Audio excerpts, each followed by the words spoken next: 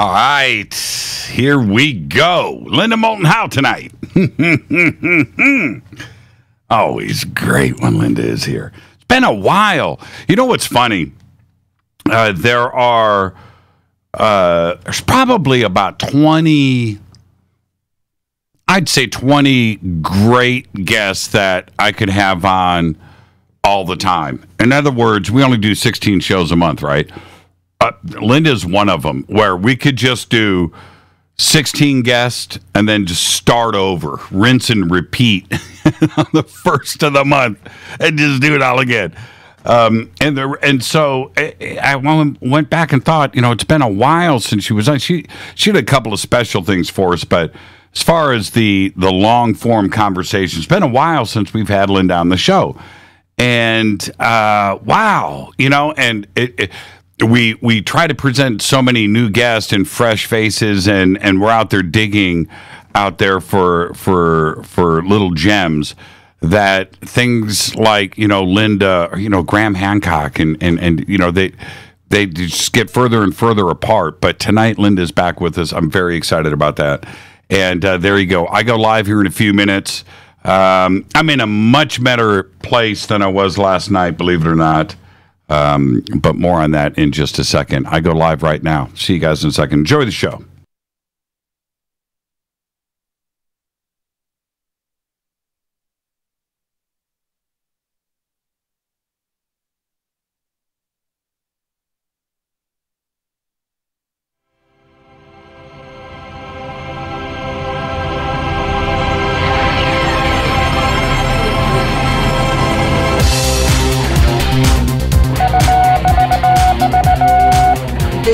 Radio for the masses. Headline edition, July 8, 1947. The Army Air Forces has announced that a flying disc has been found and is now in the possession of the Army. If the game is rigged, change the game. Game changer.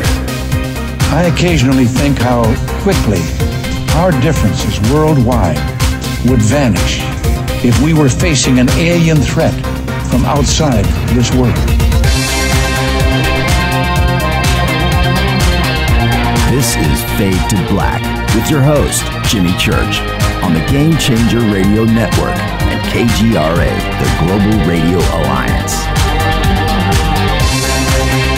I need your help to get to the year 1985. You're listening to Fade to Black with Jimmy Church on the Game Changer Network. Hey now. Hey now. How you doing? Yeah. I feel like that baby right there in the gift. Right there from Pat. That's me. That's me right now. That's me. That's pretty cool. Fade to Black, bespoke radio for the masses. Yeah. Today's Tuesday, May 22nd, 2018. Just 141 days into the new year. 224 days left. And I would like to welcome everybody listening all around the world, all across the United States. Hither and thither, to and fro, back and forth, up and down, east and west, north and south, far and near. This is Fade to Black for KJCR, the Game Changer Network, and KGRA, the planets. I'm your host, Jimmy Church. What is cracking, everybody? How you doing? Linda, Moulton, Howe here tonight. I can't believe it's been a while. It's been a while. She's been on with this, little short burst here and there. But it's been a while since Linda and I have sat down and had the talk. So we're going to do that tonight. We're going to go A to Z. Artificial intelligence to UFOs. And we'll cover the Z with Zimbabwe. Tomorrow night, George Norrie is here. Victoria Gavarian is here. Also, with some very special surprise guests. So buckle up. Okay, tomorrow night's going to be a great show. going to be a great show. I would have had Linda here for tomorrow night, but then I couldn't have had Linda here for tonight. So there you go. So you figure it out. If we were going to have Linda tomorrow night, but we're not, who is filling those shoes? Yeah. So you're going to want to be here tomorrow night. It's going to be a great show. And then on Thursday, John Rappaport's going to be here. No More Fake Newsroom Live. That's right. Open lines. And we are getting close. We're getting close to Contact in the Desert. We are 1 week away. So what we're going to do next week, by the way, and I know I'm announcing this on Tuesday, but you need to understand, next week's going to be a short week for us. So Wednesday night will be our last show of the week, and then we head out to Contact in the Desert. But taking Thursday night off, but we are broadcasting Friday night. So you've got to get ready for that. Adjust your schedules, okay? And next Friday night we'll be broadcasting live. Okay, now, spent my day today over at On Stellar. You can now find me there. I bounced over to Facebook for a minute today. I'll talk about that in just a second. But onstellar.com, ONSTELLAR.com. That is where you need to be hanging out. That is the social media platform of the future, but it is happening now. OnStellar.com, you can use the promo code Jimmy, get yourself some bonus tokens. And what those mean with the blockchain and the token economy over at OnStellar, we'll be using those soon. So just get over, start hanging out, start writing, invite all of your friends. That's what you need to do. Get over to OnStellar. It's absolutely amazing. You can follow me on Twitter at JChurchRadio. Again, very simple, at JChurchRadio. You can kind of go and check out Facebook. I'm not accepting friends or doing that anymore, but you can certainly go and follow our radio page for Jimmy Church Radio. That's over on Facebook. And subscribe to our YouTube channel, which is Fade to Black. And that is easy to find, Fade to Black. And then when you get there, if you do it off of our website, you can just click straight to it. But if you go to YouTube, it's the one that says Jimmy Church Official, right? So then you'll know it's the official page. It's all simple to do. Okay, now the sandbox is hashtag F2B on Twitter. Hashtag F2B on Twitter. Soon, okay, now soon, did you happen to see the apology commercials from Facebook on TV? No, I don't watch TV, Scott. But I would love to, if you guys got a clip, I'd be more than happy to click on a link. I bet you they're funny. I bet you they're funny. All right, where am I? Hashtag F2B. I see. So when I say hashtag F2B for the sandbox, I immediately glance over at the sandbox to see what's new there. We use TweetDeck, and it advances automatically. You don't have to click. Anytime anybody posts something, it rolls through, and it's just an amazing piece of software from Twitter called TweetDeck. And that's what we use. And you want to go over and hang out because it's there in real time. Also, we have the chat rooms. Hello, everyone. You see, you ever notice when somebody types and they're on the phone, they'll speak it out as they type? That's what you gotta love it. You gotta love it. Okay, you can email throughout the show, Jimmy@jimmychurchradio.com. All right, last night I spoke about Gina Zeffirelli, and I told a little, little story and what she meant to me personally, growing up, and her and her father Mario and her sister Andrea, the three of them, let me in to the Zeffirelli world and brought me into their family very, very graciously back when I was a kid. Well, Gina passed away. And she was 59 years old. And there you go. She's in a better place. And I thought about things today, and I thought, okay, here, what do you do with that? What do you do with that? Somebody that you've known for 35 years and very close with and stuff. what do you do? Because her sister Andrea passed away, her father passed away, and the clan, the Zeffirellis, those three, there in San Marino, Pasadena, California, they're all gone now. What do you do with that? You can't do much, but you've just got the memories. And I was able to do that last night. She passed away last night during the show. And I'm just glad that I had the chance to do that. And I want to thank all of you for just letting me take advantage of my little soapbox here in the bunker to share that. But she did pass away last night during the show, and she's left this earth. Okay? There you go. And I'm looking at Scott saying no. If you were part of Hollywood back in the late 70s, throughout the 80s, you were part of the Zeffirelli world. It was everywhere. And Scott, we're all tripping because she was the nicest, coolest, funniest, smartest, professional, rock and roll royalty, and she was just all of that, so special to so many people.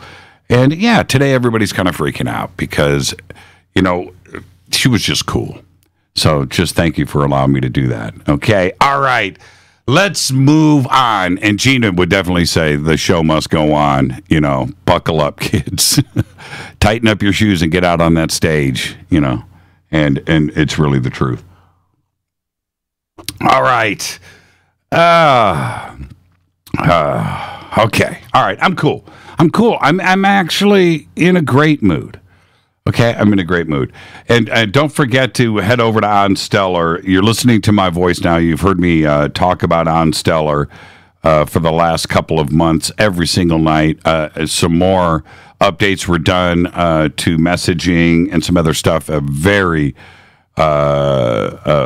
cool update, tightening the screws. It's an extraordinary place to go and hang out. It's onstellar.com, onstellar.com. You can use my promo code Jimmy. Okay, get over there and get it done.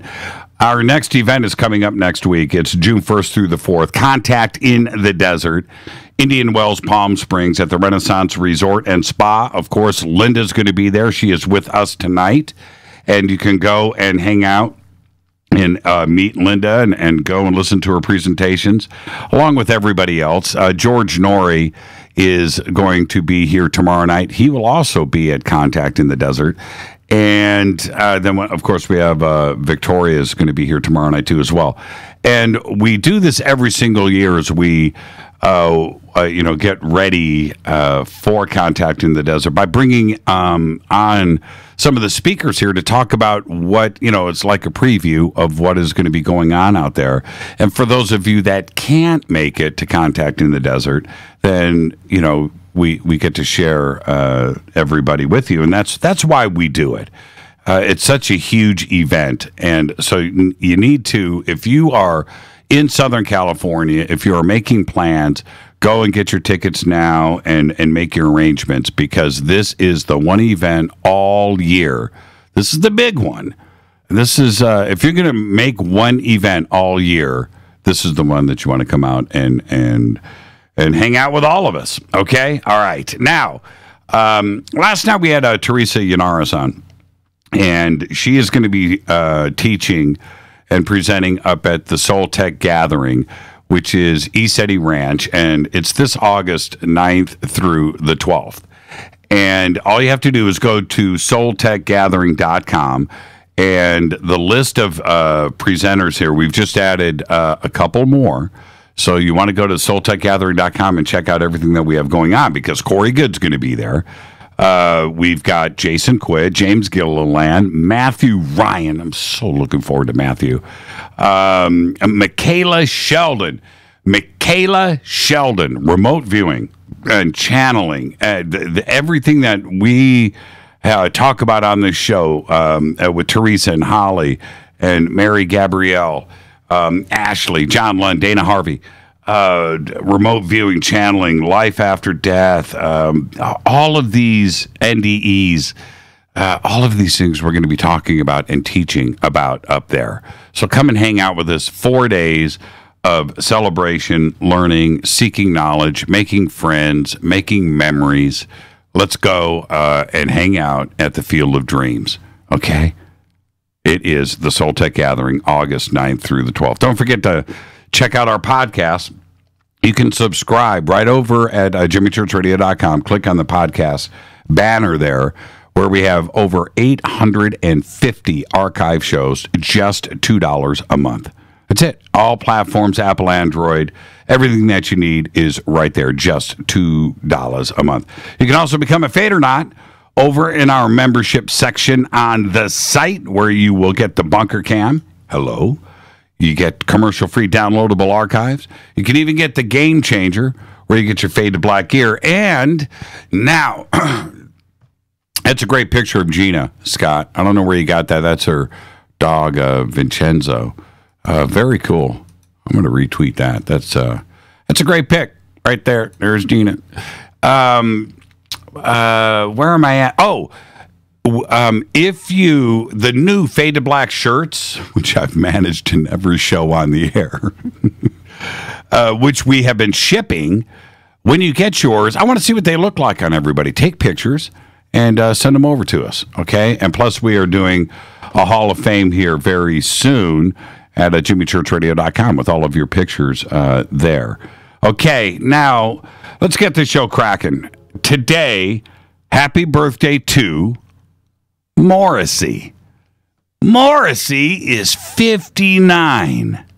The Smiths. Morrissey. You know, this is the truth.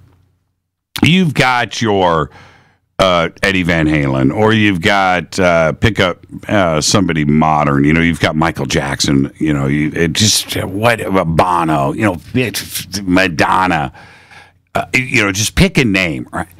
Morrissey influenced just as many people out there as anybody else. Seriously, 59. The Smiths. Oh man. Morrissey, today's 59. And this is for Rita. Rita, today, Maggie Q is 39. All right. On this day in history, OTD, 1981, police staking out a bridge over the Chattahoochee River near Atlanta heard a loud splash on this day and began chasing Wayne Williams as he attempts to drive away in a station wagon. After questioning him about his involvement in the unprecedented string of 23 child murders in Atlanta over the previous 2 years, Williams was released. However, he was arrested 2 days later when the body of Nathaniel Carter was found in the river near the bridge where they heard the splash. Williams was later convicted for 2 of the murders, and 22 other cases were closed. He was sentenced to life in prison. Happened on this day in 1981. Fader fact, here we go. Fader fact. The current library in Alexandria, Egypt, has a copy of all of the web pages on every website on the internet since it started in 1996. They got a copy of JimmyChurchRadio.com at the Library of Alexandria in Egypt. Now, I got to say, that's pretty dang cool. All right. Tonight, very special guest, Linda Moulton. She's going to be with us at the bottom of the hour. I can't believe I just smacked my lips. And I smacked my lips because I'm drinking River Moon coffee. Oh, my goodness, that's good coffee. So, talking about Gina Zeffirelli earlier, and I was sitting here thinking today about rock and roll stories, and everybody wants me to tell another rock and roll story. And Now, and so I was thinking today, I was going, well, yeah, I can't really do that one on the air. Can't do that one either. That one you do in private. But, and I was thinking some of the cool moments, right? And I have a story here. This might be the most rock and roll story I've got. Well, it's not the most, but it's definitely rock and roll. And it goes like this. And some, I swear to you, every word of what I'm about to say is true. All right. There's a guitar player here in Los Angeles. His name is Michael Landau. And Michael Landau is a studio cat that has recorded for anybody, Boz Scaggs, Joni Mitchell, Seal, Michael Jackson, James Taylor, Richard Marx, Steve Perry, Pink Floyd, Roger Daltrey, Glenn Frey, Miles Davis, right? Okay, he's that great. An amazing guitar player. And he's played for another 100 bands that he's forgotten about. And he is the guitar player's guitar player. And he's got a style. It's very hard to explain, but when he's playing the Michael Landau style, it's like a combination of Frank Zappa meets You Gotta Go Crazy. You Gotta Go Crazy talk meets Beetlejuice. Crazy style. An amazing player. Not of this world great. And he's the kind of guy that Steve Vai goes, okay, well, I play pretty good, man, but Michael Landau is a real guitar player. Michael Landau's like that, okay? And so he has a band. They used to play a lot, a little power trio here in Los Angeles called the Raging Honkies. And that's what they were called, the Raging Honkies. And his drummer is Abe Laboriel Jr. And Abe Laboriel Jr. you've seen play in so many different bands, but right now he's playing with Paul McCartney. And he's been playing with Paul for a while. But Abe is a big dude, man. He's a big guy. And it's just one of the amazing, he plays, his drumsticks are like tree trunks. Plays with baseball bats and so forth. Anyway, Abe Laboriel Jr. Great power trio. And so Michael calls me up, and now we weren't best friends or anything like that. We just became close friends for a couple of years. And so anyway, I came home one day, my phone's ringing. He goes, dude, man, I'm playing the Coconut Teaser tonight. Put you on the list. I said, okay, I'll be there. All right. So I pack up, go to Hollywood, and for the Coconut Teaser. And the Raging Honkies, I'm going to say there was probably 50 people there. Now, for the teaser and for the room, it's, half full, right? Probably holds 100 maxed out. But anyway, so I'm there. And I'm standing, let me back up. So out on the patio before the show, which is next to the stage, there's a stage door that goes from the patio, and you walk straight out on the stage. And I'm out there, hanging out with the guys and, drinks, whatever. And then, so we go from there, we go on, boom, they're playing. And during the second song, maybe the third song, and I'm standing right in front of Michael, right with my arms crossed, just checking him out. And he's 2 feet in front of me, and he's just slaying. I mean, and he's doing this melodic, long guitar solo, but he's only like a quarter of the way through it. And this is what happens. He takes his guitar and he grabs the vibrato bar. He's raging out on it, holding the guitar up, and it's right, I could reach out and touch the guitar. And he breaks a guitar string. Pew! Right? And he looks at his guitar, and he looks at me in my eyeballs, takes his guitar, turns around, and pierces his guitar amp. Just head of the guitar into the guitar amp. I was like, what? Pulls it out, rang. Marshall 412 guitar cabinet, just loses his mind. And then he turns to me, he looks at the guitar, and he turns to me and says, put a new string on it. And he hands me the guitar, and I take it, and I go over to the side of the stage. He had a backup guitar that apparently wasn't ready to play or whatever. So he goes up and he's talking to the crowd and does this monologue. And I run over and I'm going through his guitar case. And this is no joke. And I got like a cigarette lighter. My friend Rob Cazares was with me. I find a pack of strings. I string up the guitar. I tune it, I crank it down. It took me like 5 minutes, and he's out there monologuing with the audience about the waitresses and drinks and life and whatever. And I go back, I hand him the guitar. He plugs in the guitar, turns it up, like hits a chord. It's in tune. And he goes right back to where he left off. With that note. And finishes the song. Actually, he finishes the set. And after that, we walk out. Okay, so then this is the funny part. No, that was the funny part. The story extends. So I go up on stage, and I go up to Abe Laboriel, and he goes, "Hey man, that was amazing. We were laughing about it." And Michael was pretty cool. And I'm helping Abe, we get all the gear out, and I'm like a roadie all of a sudden. And we get everything out, and I'm talking to Michael off of the side of the stage, and he acted like nothing happened.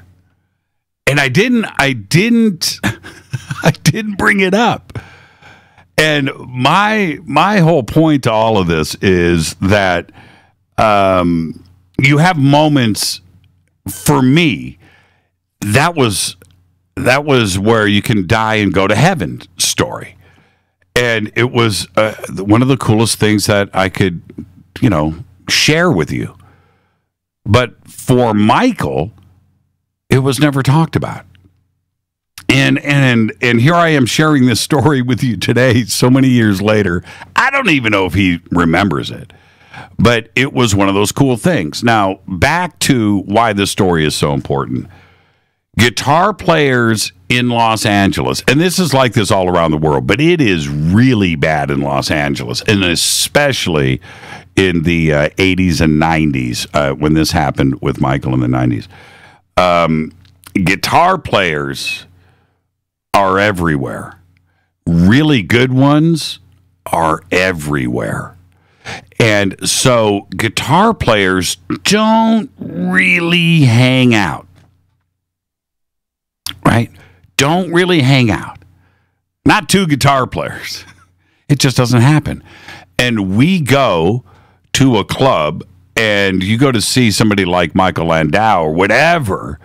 You as a guitar player, you stand on the back wall, with your arms crossed, and you're just like looking at the dude, and you're stealing licks, and you're doing all of that.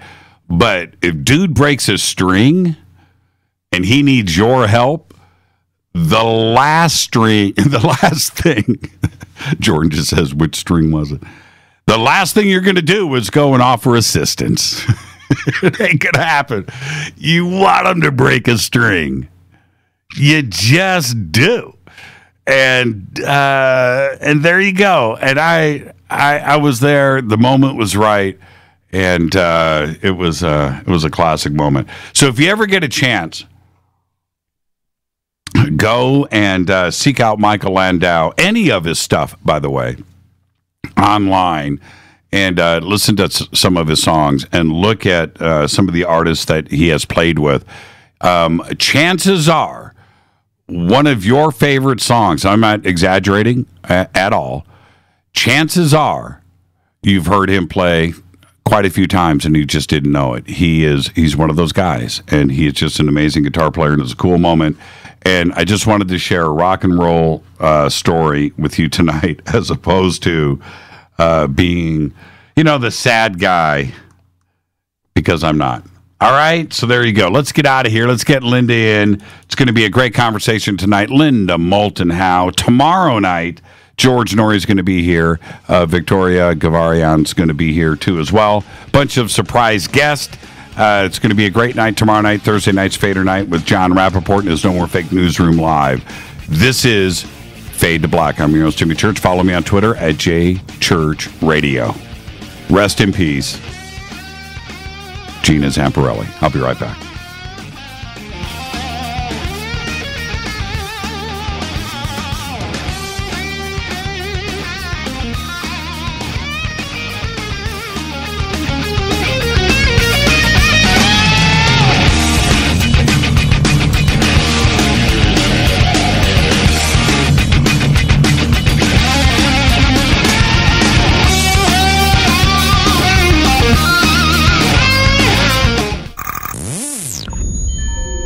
You're listening to Jimmy Church, Fade to Black. Fade to Black will now pause for alien identification. The station that talks the net. KGRA Radio. When you take the beans from Central America with dashes of Indonesian and African mixed in and then roast it to the dark side of Fade to Black, you create the ultimate brew of fringe. Introducing the Fade to Black blend from River Moon Coffee. Yes, River Moon's darkest customized roast was created for the love of Fade to Black. The alchemy of masterful roasting and smoking the beans is in every sip of this full-bodied, dark Java. I need my coffee dark, deep, with distinct bittersweet chocolate highlights, just like the bunker. Leaning further into the darkness of the roast is Fade to Black blend from River Moon Coffee. Just click on the banner at jimmychurchradio.com and use the promo code F2BBLEND for 15% off of your order today. Go Beckley Teppy. What can I say about the most popular tea on the internet? And what do customers say about Life Change Tea at getthetea.com? A lot.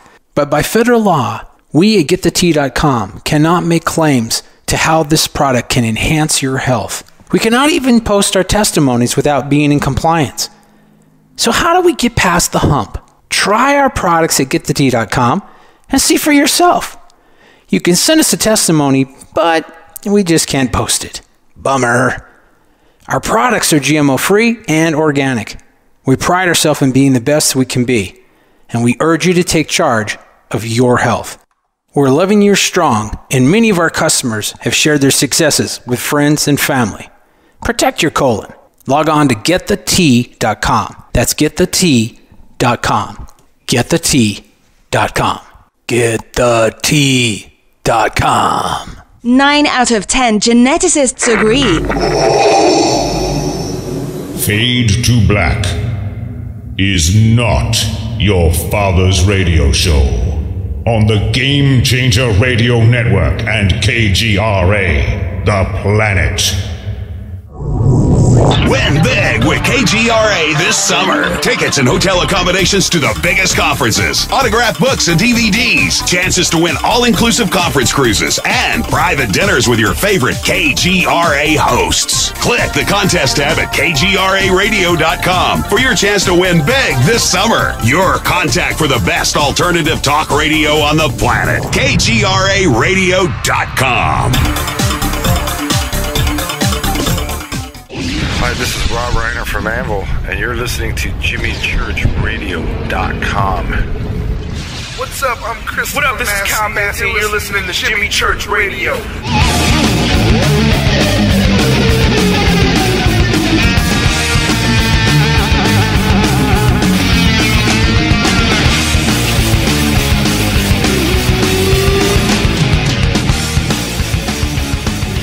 All right, welcome back. Fade to Black. I'm your host, Jimmy Church.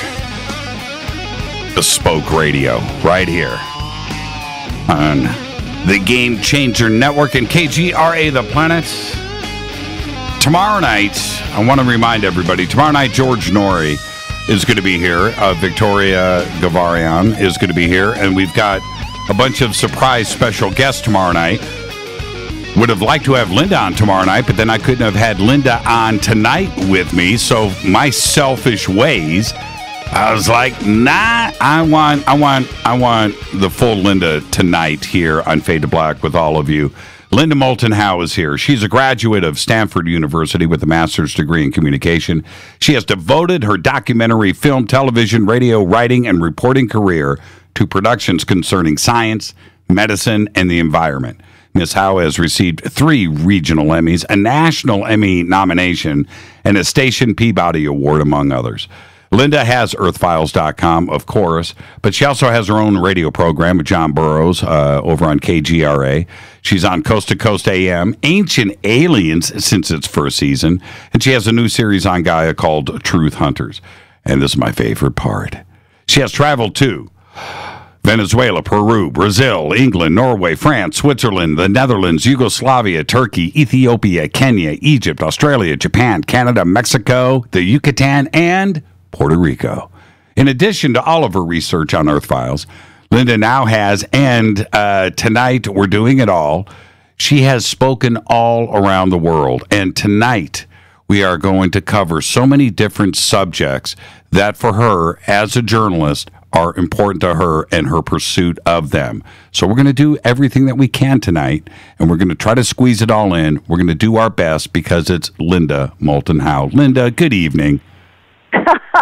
Jimmy, thank you very, very much. I have had an astonishing life, and it continues to be even more astonishing. I don't believe that I have ever had so many interactions with people around the world on questions that have to do with, are we alone in the universe, and a kind of an astronomical mystery that persists, that is going to be my opening lecture at the upcoming Contact in Indian Wells.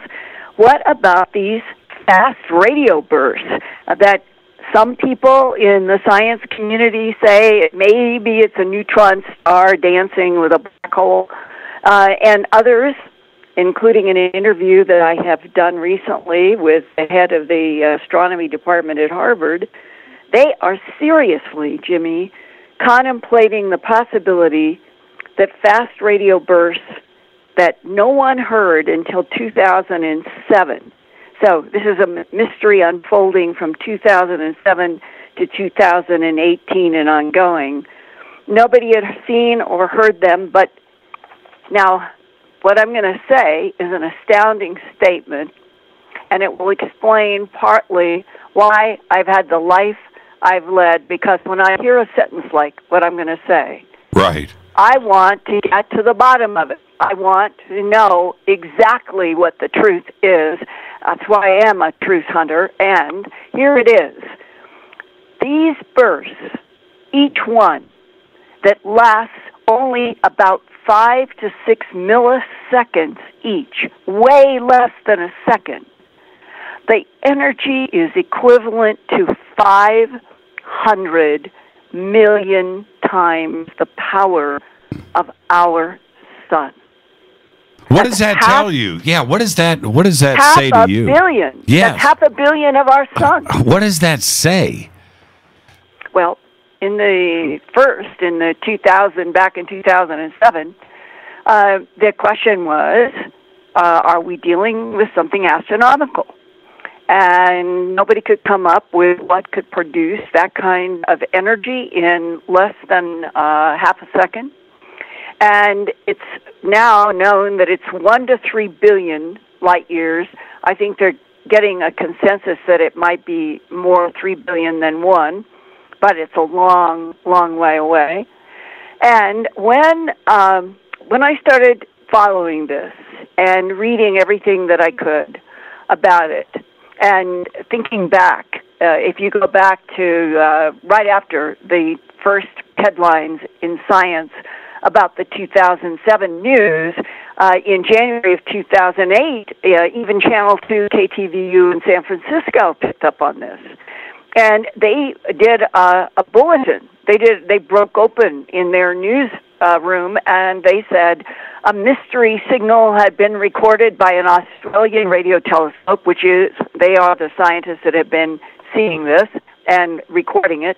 And here is such an interesting quote from where it started, why it was a mystery, and why straight mainstream news caught their attention with this. And they said, quote, across the globe, researchers searching for signs of life in space were abuzz this week with word that a mystery signal has been picked up by a giant radio telescope, and now the dilemma is, how do you answer it? And then there was a scientist at UC Berkeley, and he said the dilemma is compounded by the fact that the signal may never be completely decoded. And back then, that's what they were thinking, that this is some kind of communication. And he said, we probably won't be able to decode it. We'll know something's out there, but we won't know much about their civilization, close quote. That's how all of this began. This is an intelligence signal. This is coming from far away. It is equivalent to 500 million of our suns.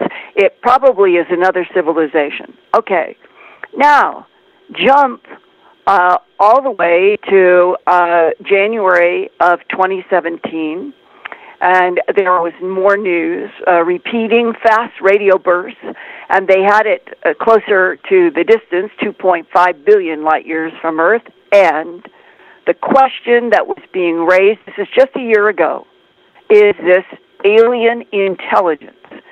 So I called up the one person that I thought might be willing to talk about this, because he is also on the board of Project Starshot, which is hopefully in another, literally 2-3 years, we may send off artificial intelligence toward Alpha Centauri. And if we do, it's going to be another breakthrough with technology, trying to reach out into the stars, looking for other life. And this man is Avi Loeb. He's PhD, he's chair of the astronomy department at Harvard, and he is a delight to talk with. And when I asked him for his opinion about what this could be, he already had put together a paper that he sent me, and we ended up discussing the paper. His proposal, his hypothesis a year ago, is that these huge, fast radio bursts could be the first evidence of light speed transport by other intelligences. That is in a paper that he presented and was published. Now, that was just a year ago. In the last 3 or 4 months, other scientists have come forward and said, no, we don't think that we're dealing with light speed transportation. No, we don't think we're dealing with a civilization. We think we're dealing with some weird black hole neutron star combination. But after that came out, there was more papers, more scientists coming in saying all of the reasons why this needs to be studied as a possibility, like Avi Loeb's proposal, that it's the first evidence of light speed transportation 1 to 3 billion light years from the Earth. And I think that this is some of the most exciting material that is on our planet today to contemplate, because in spite of the wars, in spite of the tribal violence, in spite of feeling that everybody has that it's a revolutionary time and people are nervous about it, the idea that we are maybe in Elon Musk, if he has his way, we will be launching to Mars in 2020, and he'll be on that ship. Dr. Loeb at Harvard, in Project Starshot, they want to take big lasers and get them aimed right at what they're calling a wafer, W-A-F-E-R, wafer spaceship, meaning small. And as he was explaining to me this, he said, think of your iPhone, anybody's iPhone. Think of how much it can do, what it can do. And he said, we just take that same kind of condensed and very advanced computer ability, and we put a big, intense laser or lasers aimed with photons on a shield that protects the computer and the artificial intelligence, but we start moving it out, and he said we may get to 25 to 30% the speed of light on our first wafer craft, and they want to aim it to Alpha Centauri.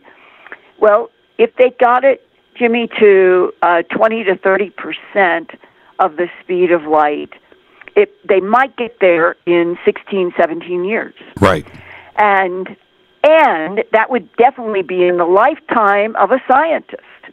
And then, as one of the men said, we need somebody else out there that builds some kind of a return so that we could get all of our information and get it back to Earth. But barring that, they will have to wait to get the data. But Professor Loeb says, imagine this.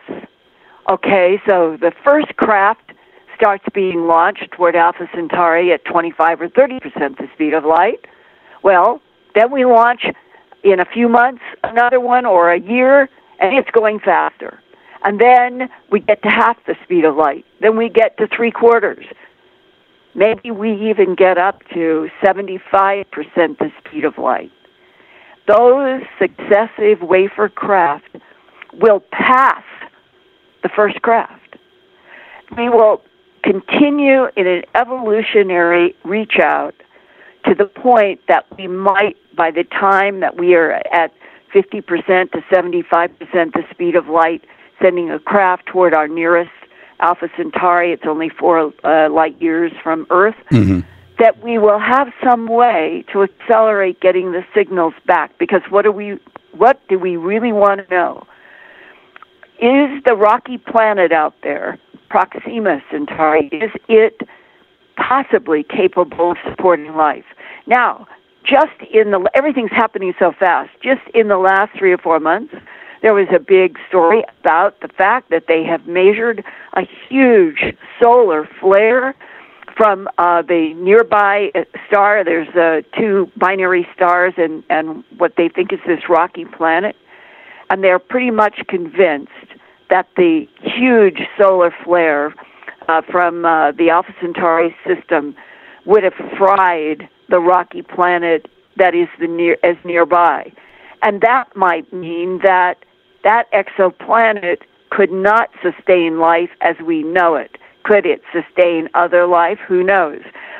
But here we move to another increasingly discussed, sort of shocking statement among some astronomers that I've talked to. We've gone through, I think it's over 1,000 exoplanets now. And we don't have an exoplanet that has all the conditions of our remarkable Earth. We're on a planet with 2/3 deep oceans, lots of seas. It's very dynamic. You could call this an unstable planet because of all the volcanoes and earthquakes and the fact that it has been a snowball 2 or 3 times and goes through ice ages, and yet look at 7.2 billion Homo sapien and counting are on the surface of this planet, and a lot work underground in the military and intelligence world. We may have another Earth that would astonish us below the surface if we knew all the truth. Nevertheless, on this planet, it has all of this water. It has a strong magnetic field because of the dynamo. That magnetic field deflects so many solar particles and helps protect this planet. And we have all of this huge variety of life. And it reminds me of the first hypnosis session that I ever attended when I was investigating the animal mutilations, and heard an abductee saying under hypnosis that she got the impression that one of the things that humans didn't understand was how unique and precious our planet is, and that many, many species of other intelligences have used it as a laboratory. And when you start thinking about the strange, bizarre, confusing history of our planet, and we haven't even gone into all of the subjects that we can tonight, having to do with harvesting of genes and manipulating genes and so many other subjects.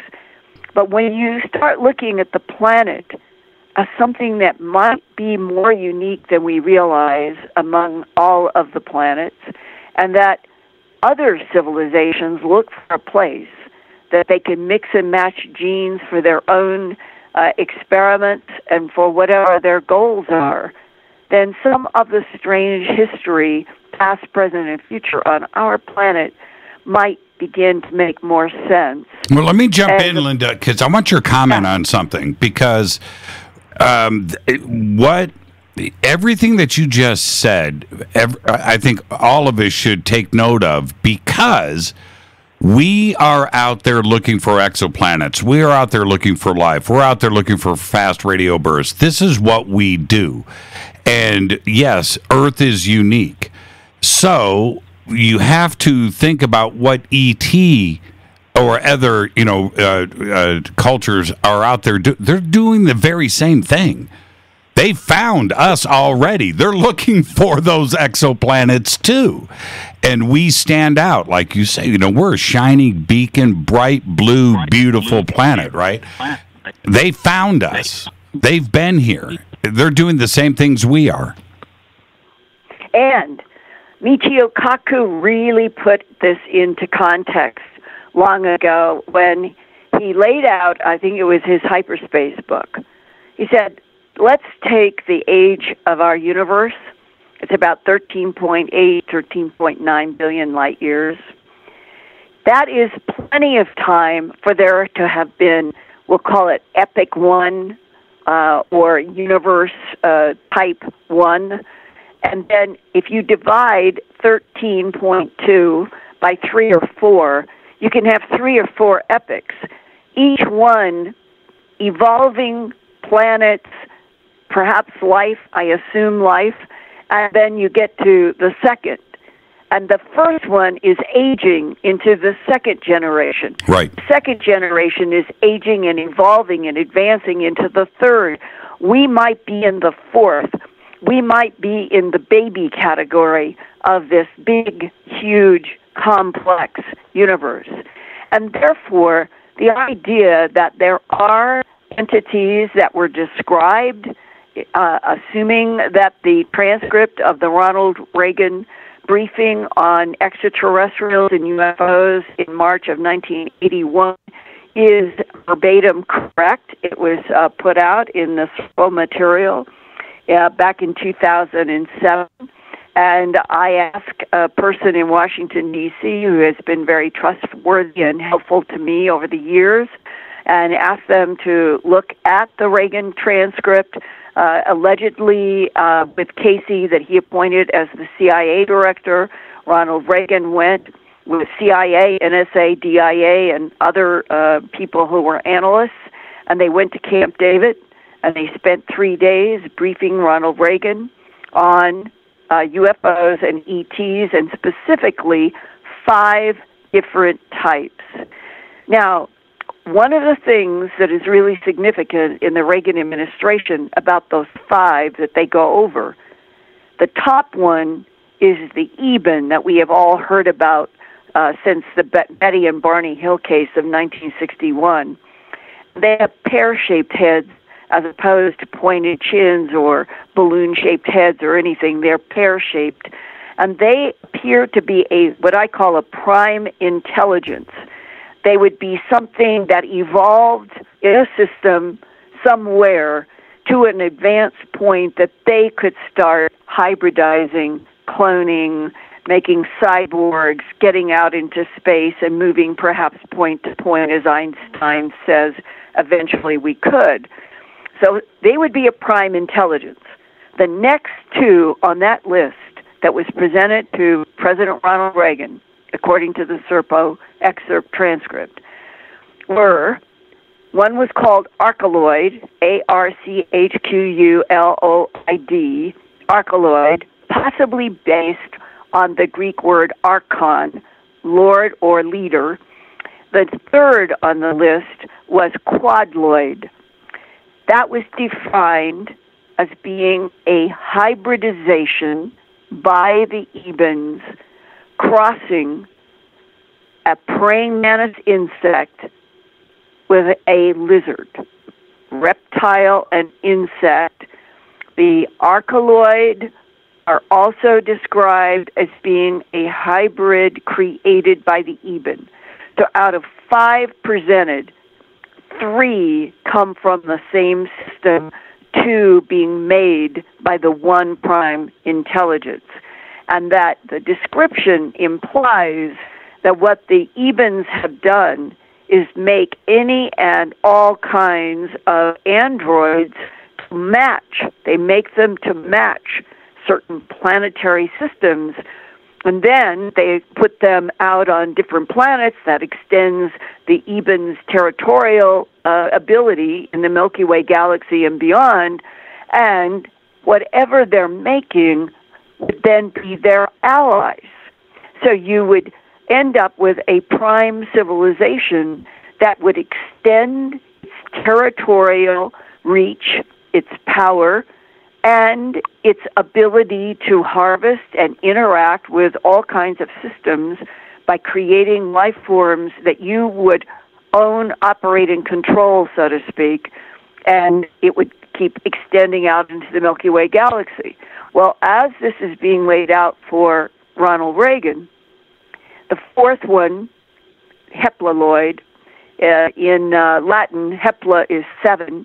Don't know what that means. But the last one raises the issue that comes up over and over. If all of our contacts with other intelligences were all happy and supportive and wonderful, I think we would have been told this 70 years ago in World War II. The fact that the 5th on this list that's given to Ronald Reagan is called a Trontoloid, and that it is defined as a quote, this is a quote, nasty insect, close quote, that can disguise itself, camouflage itself as blonde humanoids on Earth, is a very eerie thing to contemplate. Now, the issue of this 5th and why it fits into where I started, it says right in the Ronald Reagan briefing that the trontoloid insects are estimated to be 1,000 or more years in advance of us. They bend space and time, they move through space tunnels, they move back and forth in time, and this is very interesting, that they come from a system, a planetary system, at Epsilon Eridani. That's only 10.5 light years from where we're sitting right now on Earth in this solar system. 10.5 light years is closer than Zeta Reticuli 1 and 2. That is about 40 light years from Earth, and that's where the Ebens are supposed to come from. So that would mean our friends, the Ebens, are about 3 times further from Earth than a possible potential hostile threat at Epsilon Eridani. Further, if the system, as it's described in the Reagan briefing, is true, they don't have, or let's put it this way, turn it back around, I started to say they don't have the elements we have. Let's put it the other way. They have elements we've never heard of before, that we don't understand, that we have encountered things that are so advanced that we don't know what to do. We have no understanding. And so in one briefing for President Reagan, you have all of the ingredients of what all of us are concerned about today and are trying to understand. Hybridization are humans, hybrids created by the Ebens, it's been suggested, and that we would be on planet Earth because we were created specifically to be on this planet, right, while others are on other planets. And that this is the first moment that 2018 is the sense that the entire planet, the consciousnesses of the millennial generation around the entire planet, they are irritated with government silence, policies of denial that insist on the old line that we're alone in the universe when that's preposterous, and that it's almost like being inside of a slow motion revolution in which generations and minds that are already way far beyond where the government's policies have been since World War II. And that when we get that headline that we're not alone in this universe, we never have been, then we will be catching up to where things should have been thousands of years ago. Let's take a break right there, Linda. Thank you for that. And when we come back, Linda, can we talk a little artificial intelligence? Yeah. Let's do that next. Linda Moulton Howe is with us. This is Fade to Black. I'm your host, Jimmy Church, on the Game Changer Network and KGRA, The Planet. You can follow me at JChurchRadio on Twitter. You can follow Linda at Earth Files. I'll be right back. Stay with us.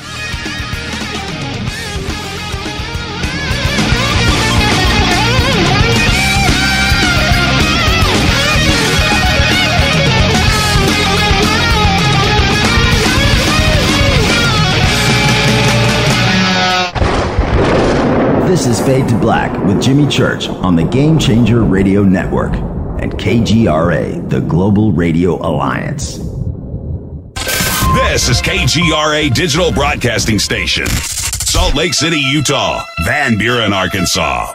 Does your basement or crawl space have a damp, musty smell? Well, watch out! That's a sign of too much moisture and not enough ventilation. And that can mean increased mold growth and the buildup of harmful toxins and gases. Don't bother with a dehumidifier. It just circulates the same unhealthy air. Now there's a better way to remove these dangers and odors. It's with the computerized Wave Moisture Control Unit that reduces moisture and expels pollutants. We replaced our old dehumidifier with the Wave unit, and in only 3 weeks, our basement is dry and the musty smell is gone. Wave units require no maintenance, no buckets of water or filters, and costs only pennies a day to run. Breathe better, live healthier with an affordable, no-maintenance Wave unit. Call 888-717-WAVE, 888-717-WAVE, or visit dryhealthyhome.com. Dryhealthyhome.com. Ride the wave. Wave Home Solutions for a healthy, comfortable home. Hello, I'm Katie, and you're listening to my main man, Jimmy Church, on jimmychurchradio.com. Hi, this is Ray Hobbs here, repping the planet, and you're listening to my good friend, Jimmy Church, Fade to Black, on the Game Changer Network and the KGRA Digital Broadcast Station. This is Toby Kebbell. You're listening to jimmychurchradio.com. Don't hurt me, Jimmy. I'm only little. Hey, I'm Adrian Grenier. And this is Ari Gold. We're the Honey Brothers. Yes. We are of the Honey Brothers. Hey, I'm Adrian Grenier. And I'm Ari Gold. We're the Honey Brothers. And you're listening to Jimmy Church. The Revolution. Ancient Life Oil. Life-changing. The real oil. CBD is truly ancient life oil from the source. This oil has no psychoactive effect and is also legal in all 50 states. When you're healthy, you're happy. The truth about this wonderful plant is that it wants to give back to mankind life, longevity, and happiness. Ancient Life Oil are golden grade, all organic, non-GMO, and infused with high-quality liquid coconut oil. It's simple. Just go to ancientlifeoil.com today. That's ancientlifeoil.com. The best, purest, organic, and non-GMO CBD in the world. Go Beckley Tappy. The statements made regarding these products have not been evaluated by the Food and Drug Administration. These products are not intended to diagnose, treat, cure, or prevent any disease. Please consult your healthcare professional about potential interactions or other possible complications before using any product. This is Micah Hanks of the Gralien Report, and you're listening to Jimmy Church on Fade to Black, across the globe on the Game Changer Radio Network and the one and only KGRA Radio, The Planet.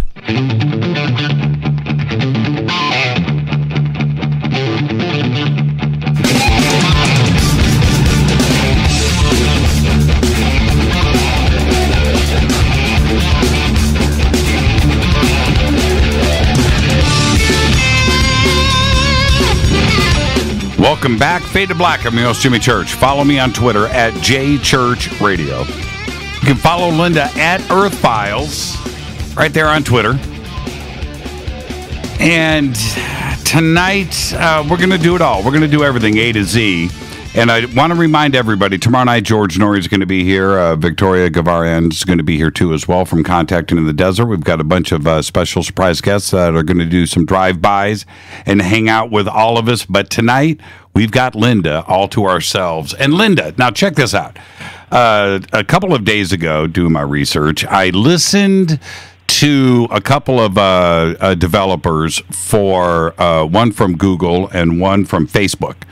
And they both agreed and made these statements in this presentation that artificial intelligence is something that we shouldn't be afraid of, and that we would definitely not only have safeguards built into all systems, but artificial intelligence is only what we put into it as well, and it wouldn't advance past us.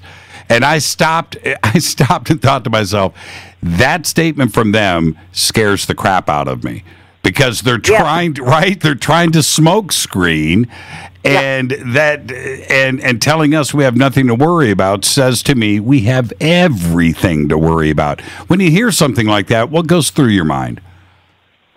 The title of my lecture on Sunday at the upcoming Contact on June 3rd, and it is AI an existential threat to humans?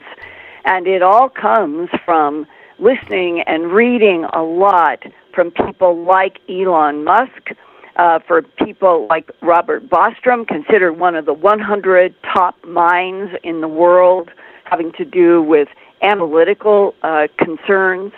And here tonight, what I'll do, because it, in a very short point, it focuses down to why I am raising this question, and is why what you've just outlined definitely is like a political context that the some computer companies are trying to give the world. And here is what I'm going to explain started me off on all of this, and that I hope that a lot of people who are listening tonight will go to Contact and will look at where I am speaking on various subjects, and that this lecture on that Sunday, it has a lot in it. So what I'm going to bring up is now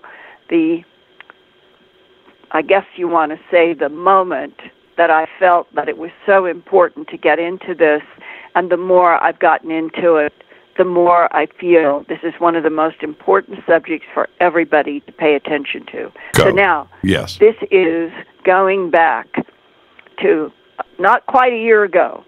It was in August of 2017, and I have had connection with 3 or 4 really solid, important whistleblowers for about 2 years on 3 of them, and about half a year on another. And they all have various facets of concern about AI, and they are all deeply involved with the issue of the alien presence on this planet, throughout our solar system, throughout the Milky Way galaxy, and beyond. They come from military backgrounds that are SEALs and Marines. They're heavy-duty guys. And they're the kind of men that when the Department of Defense and the Pentagon want the best of the best for the most complicated and challenging possibilities of investigating or doing something, what they want is for these men to get out of the military and turn around and go into contract in special forces so that they can be under the leadership and control of the intel agencies. And that's the situation. Okay. So this one particular person has given me information for about 2 years or year and a half. And when the phone rang, we don't talk very often and not very much. And when it does ring with his number, I pay attention and know that I better get a notebook and pen and write fast, because we can only stay on the phone for 2 or 3 minutes. And this is what happened on Saturday, August 26th, 2017. He calls, he says, "You got to hear this. I can't stay on long." Quote, from my notes, the top robotics company in Japan this week, meaning August 2017, 4 robots being developed for military applications to become robotic soldiers, killed 29 humans in the lab with something that shot metal bullets. The scariest part is that lab workers deactivated 2 of the robots and took apart the 3rd, but the 4th robot began restoring itself and somehow connected to an orbiting satellite to download information about how to rebuild itself even more strongly while the other robots were being taken apart. "Linda," he said, "this is serious SHIT, but you're never going to hear about this in the news. The robotics company has too much to lose, and governments want AI robotic soldiers," close quote. And the operative word here, Jimmy, is autonomous. Autonomous robotic soldiers. Autonomous means that the algorithms that are built into the software of the robotic weapons and robots, the robots choose what is a threat. The robots choose when to shoot to kill. The human is taken out. In the United States currently, our law says that's not possible, that the human must stay in the chain of connection in any militarized weapon or robot. But that doesn't count for North and South Korea. That does not count for Japan. That does not count for other countries. And in fact, upon hearing this and beginning to do research, one of the things that I learned is that Elon Musk and 116 AI intelligence experts from all over the planet, they are so concerned about this that this past summer they sent an open letter to the United Nations. And they said, here is in a paragraph from the letter, quote, "Lethal autonomous weapons threaten to become the 3rd revolution in warfare. Once developed, they will permit armed conflict to be fought at a scale greater than ever and at time scales faster than humans can comprehend." This is one of the things that Elon Musk keeps going and pounding. He says, we are already building robots that are faster. They can lay bricks faster. They can do everything faster. They don't need sleep. They don't have sick time. They are already beginning to accelerate past us. And last summer, at one of the AI conferences, there was an engineer who showed how a very lovely, harmless-looking little robot that had been made for doing help in a kitchen, being able to scrub and being able to even use some kind of a knife to cut vegetables and a screwdriver to screw things if a door was coming loose or a handle was coming off. And all they did was a simple hack. And this little, very innocent-looking robot changed in an instant from the innocent in the kitchen to taking a screwdriver and demolishing a toy rabbit that was in front of it because they hacked it to attack the rabbit instead of protect the rabbit. And what the men who are working in these issues, like Elon Musk and others, they say that we must realize that if we are moving toward autonomous military robots, then it takes the human out of the equation, that we are going to be opening up a can of worms that we may never be able to solve. And for those who would like to see and do some Google search, and you can see for yourself, already along the 160-mile-long border between North and South Korea, there is a South Korean guard robot. It is called an SGR-A1, and it is autonomous. These SGR-A1s, they alone decide when something is a threat, and they shoot to kill. And when you ask how many are moving along that North-South Korean border, the answer is unknown because the project is so highly classified. And do you know, Jimmy, already the more I read, and I'm reading a lot, I have files that are about 8 inches high now of things that I have been reading.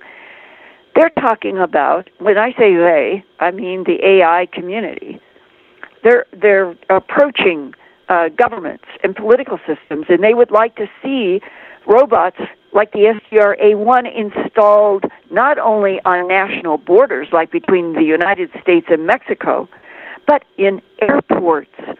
Can you imagine what we go through in airports now in security? What would it feel like if there were SGR-A1s? Now, in the United States, maybe they couldn't function on independent threat to kill, but they are already functioning autonomously in the North and South Korean border. But let me jump in for the audience. This is straight off of Wikipedia. The SGR-A1 is a type of sentry gun, a weapon that fires autonomously, that was jointly developed by Samsung and Korea University to assist South Korean troops in the Korean military in the DMZ, is widely considered as the first unit of its kind to have an integrated system that includes surveillance, tracking, firing, and voice recognition. While units of the SGR-A1 have been reportedly deployed, their number is unknown due to the project being highly classified. And I'm looking at pictures of it here, and that's about the scariest thing I think I've ever seen in my life. Well, and imagine as Elon Musk, he did an interview with the National Governors Association last summer in Rhode Island, and there were 30 governors. And Elon Musk is sitting on the stage, and he says, I realize that a lot of people aren't going to get this until robots go down the street killing people, right. Quote unquote. Right. It's ethereal. And everybody who is calling alarm, they have great concern that if you take the definition of artificial intelligence, it is code that makes its own code. And here is another thing that was one of those chilling things that I've heard. It was, if you have then algorithms and self-coding code, their whole existence, sort of like viruses, their existence is to exist. So that means that you get code in artificial intelligence that has algorithms that keeps it making code. And it can make any code that it wants to keep being an independent, and in this case of the SCR, an autonomous AI. Well, once you start getting AI autonomously making its own code for its own self-preservation. Right. Where does it deposit? This is not like this is not like something that is isolated on a border. We're talking about artificial intelligence systems that are going to be communicating around the entire world. And that means none of us, no human, is going to know where the self-activating algorithms of the self-coding code of AI are depositing in God only knows how many systems for backup, the AI's backup code for survival. They'll be one step. Yeah, AI would be one step ahead of us on every front, Linda, because that's what they do. Mm-hmm. And going back to this presentation that I saw over the weekend, another strange comment, which was why the concern about AI wanting to take over and dominate the world. And I thought, wait a minute, you just said it's only what we put into it, the AI. Well, what is a human? Every civilization, megalomaniac dictator, they want to take over the world. Many books and novels and fiction have been written on the subject.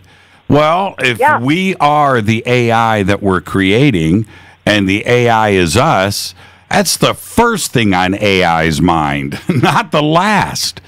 And Jimmy, when I was referencing the Ronald Reagan transcript, if the Ebens are defined by our own government as being a prime intelligence that has created at least 2 of the other 4 on the list beyond the Ebens, we're in a universe where AI, or start with prime intelligence, makes AI, and then the AI becomes something that functions and keeps making AI, and where there's no end to it, and then the definition of life becomes a completely different context, because we've been on a planet where we have been told that we were the only life in the universe, and that's not true. And therefore, if we are somebody's android, then the preceding types, Denisovans and Neanderthalensis, they had to have been also developed, genetically manipulated. And if this is going on throughout the universe, then what about the likelihood that lots of what's out there is AI, and that the AI world is going to make it in space much, much better and easier than human flesh and blood, because we are really fragile when it comes to what we're up against in space travel. And did you see, speaking of all of this, did you see the report last week that was written? I don't have the medical journal in front of me that it was published, but 33 scientists authored this report stating that octopus was alien, right? Yes. And the first thing that popped into my head was that brilliant, incredible film, The Arrival. Yes. And I thought, oh my gosh, was that the reason that they made the tentacled, eerie, strange creatures that the lovely female scientist or a language expert, that she is the only one who interacted with and began to understand how they were communicating? And then if the octopi on the planet Earth are actually transported here from someplace else, then comes this really, really stunning mind jerk when you think about the end of the film. If it was something like The Day the Earth Stood Still, a CIA script put in Hollywood to test audience reaction, that at the end, that the, we'll call them tentacled creatures, because you only saw them in bits and pieces in her illustrations. Right. That the tentacled entities, they were time traveling. They were actually going back in time in order to avert or get help for something that would happen, I think it was 1,000 years in the future, right? And that they were not here to hurt anybody.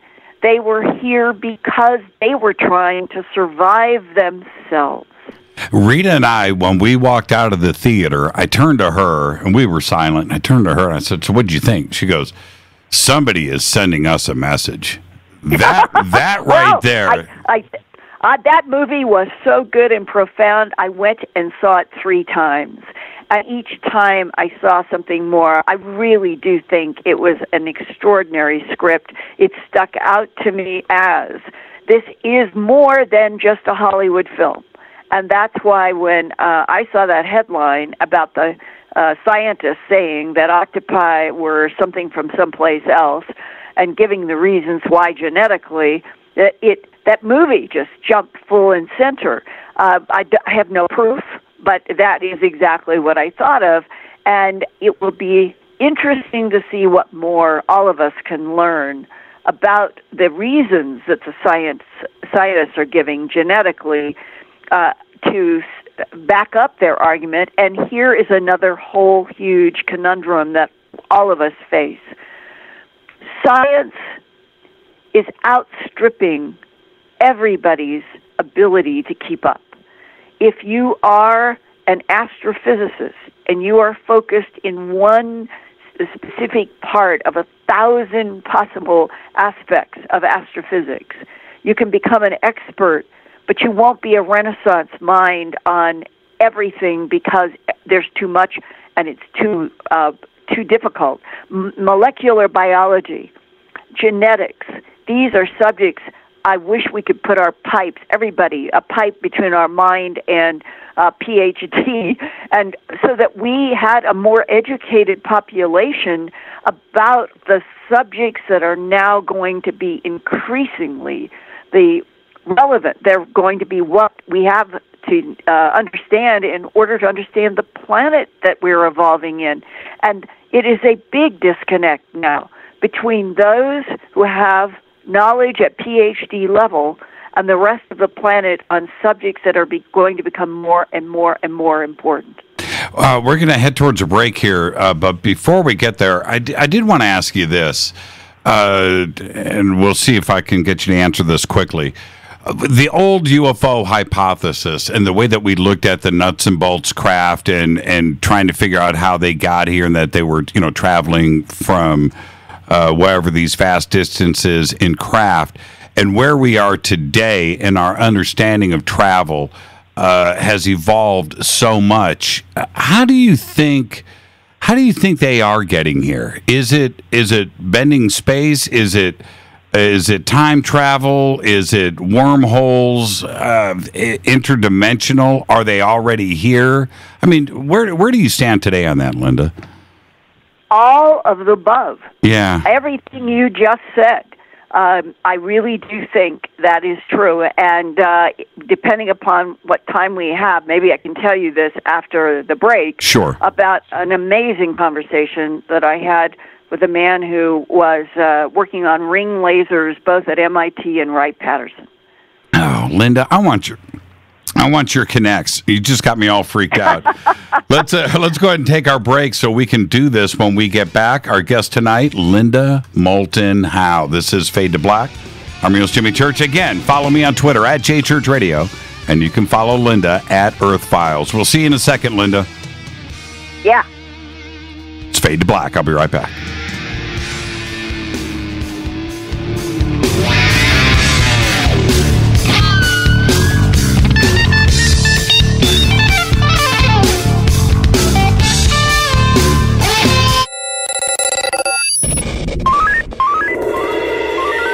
Way out here, we listen to Jimmy Church.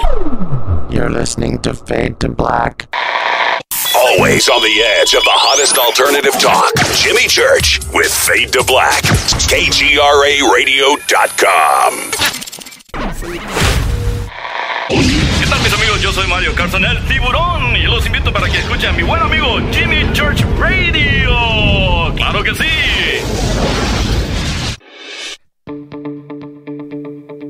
hurricanes, earthquakes, wildfires. This year we've experienced more than our fair share. This is Jimmy Church of Fade to Black, and last month I decided to make sure my family does not have to worry about food should we get caught in a real emergency situation. Introducing Numana, a healthy, storable product that tastes so good that you'll want to eat it every day instead of just during those times of duress. All Numana products have a 25-year shelf life, are MSG and GMO-free, no preservatives, and are made in America. With the Numana pack in your home, you'll be able to sleep at night knowing that you've protected your family. Not only have I tasted and tested, I own it. Now you can too. Just click on the Numana banner on JimmyChurchRadio.com and use the promo code Jimmy when you order. In addition to a discount, we'll send you an autographed Fade to Black t-shirt. Seriously. Go Beckley Tappy. Do you worry a lot? Whether you're a college student, busy professional, parent, or grandparent, ongoing stress and elevated levels of the stress hormone cortisol can rob your memory, your health, and your future. Now you can combat the effects of stress and anxiety while improving your memory and recall at the same time with the dietary supplement Calm and Clever. Studies show that the ingredients in Calm and Clever reduce cortisol by as much as 30% in 1 to 2 weeks. Call 1-800-758-8746 or calmandclever.com.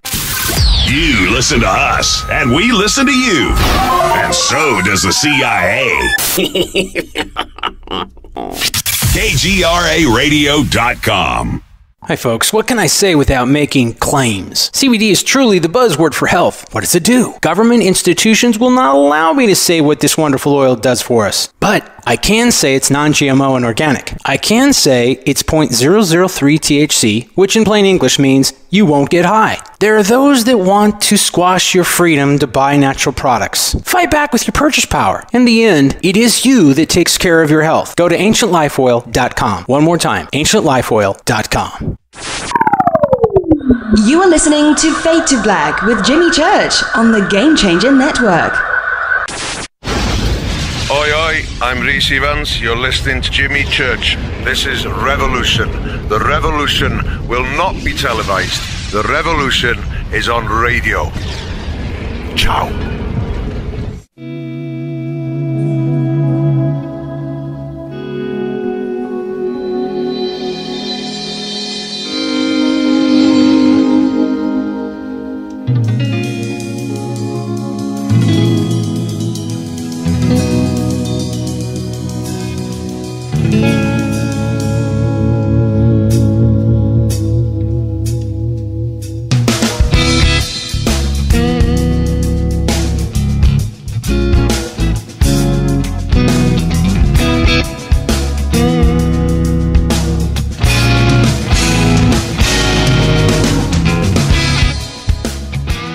Welcome back, Fade to Black. Did you guys like that painting?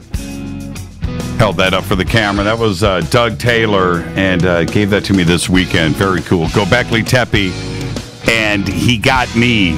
He painted me into the pic. It's pretty cool.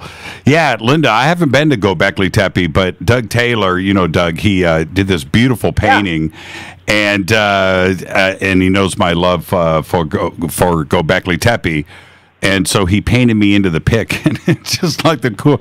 It's as close as I'm going to get right now, but it's an amazing piece of art. I just held it up for the camera.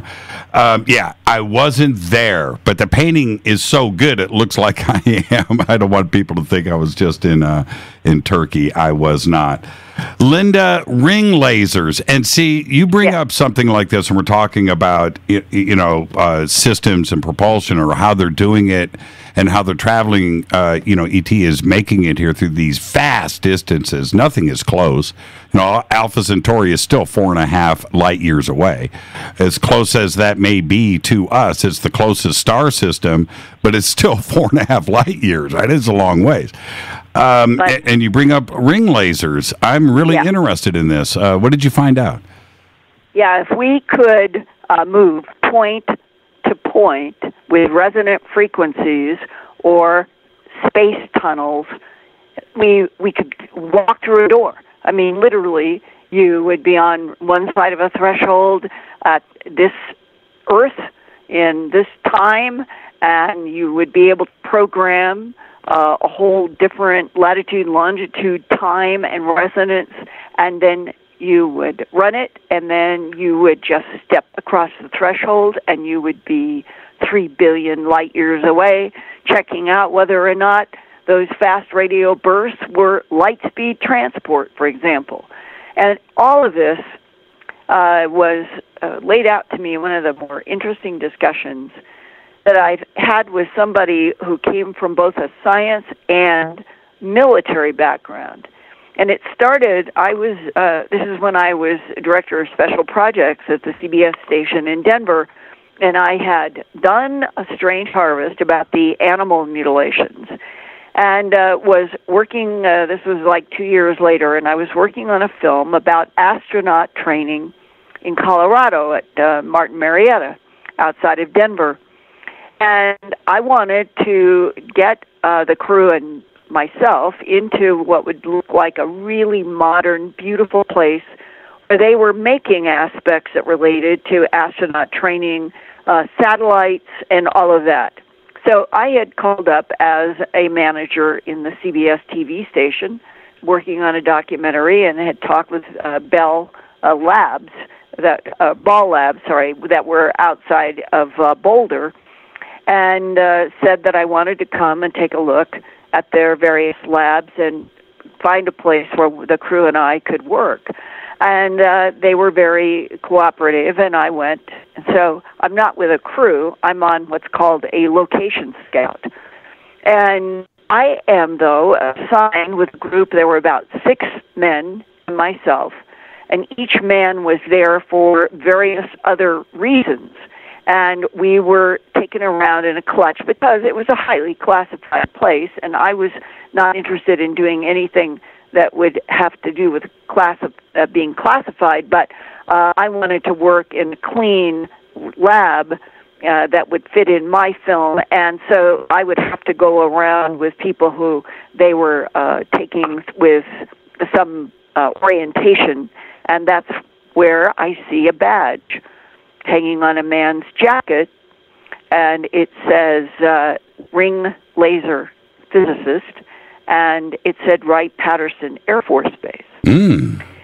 So I kept thinking, and we were listening to the people guiding us around to the different rooms and labs, and we got to a point where we were asked to just hang out in a place while the person who was orienting us had to go and check with somebody.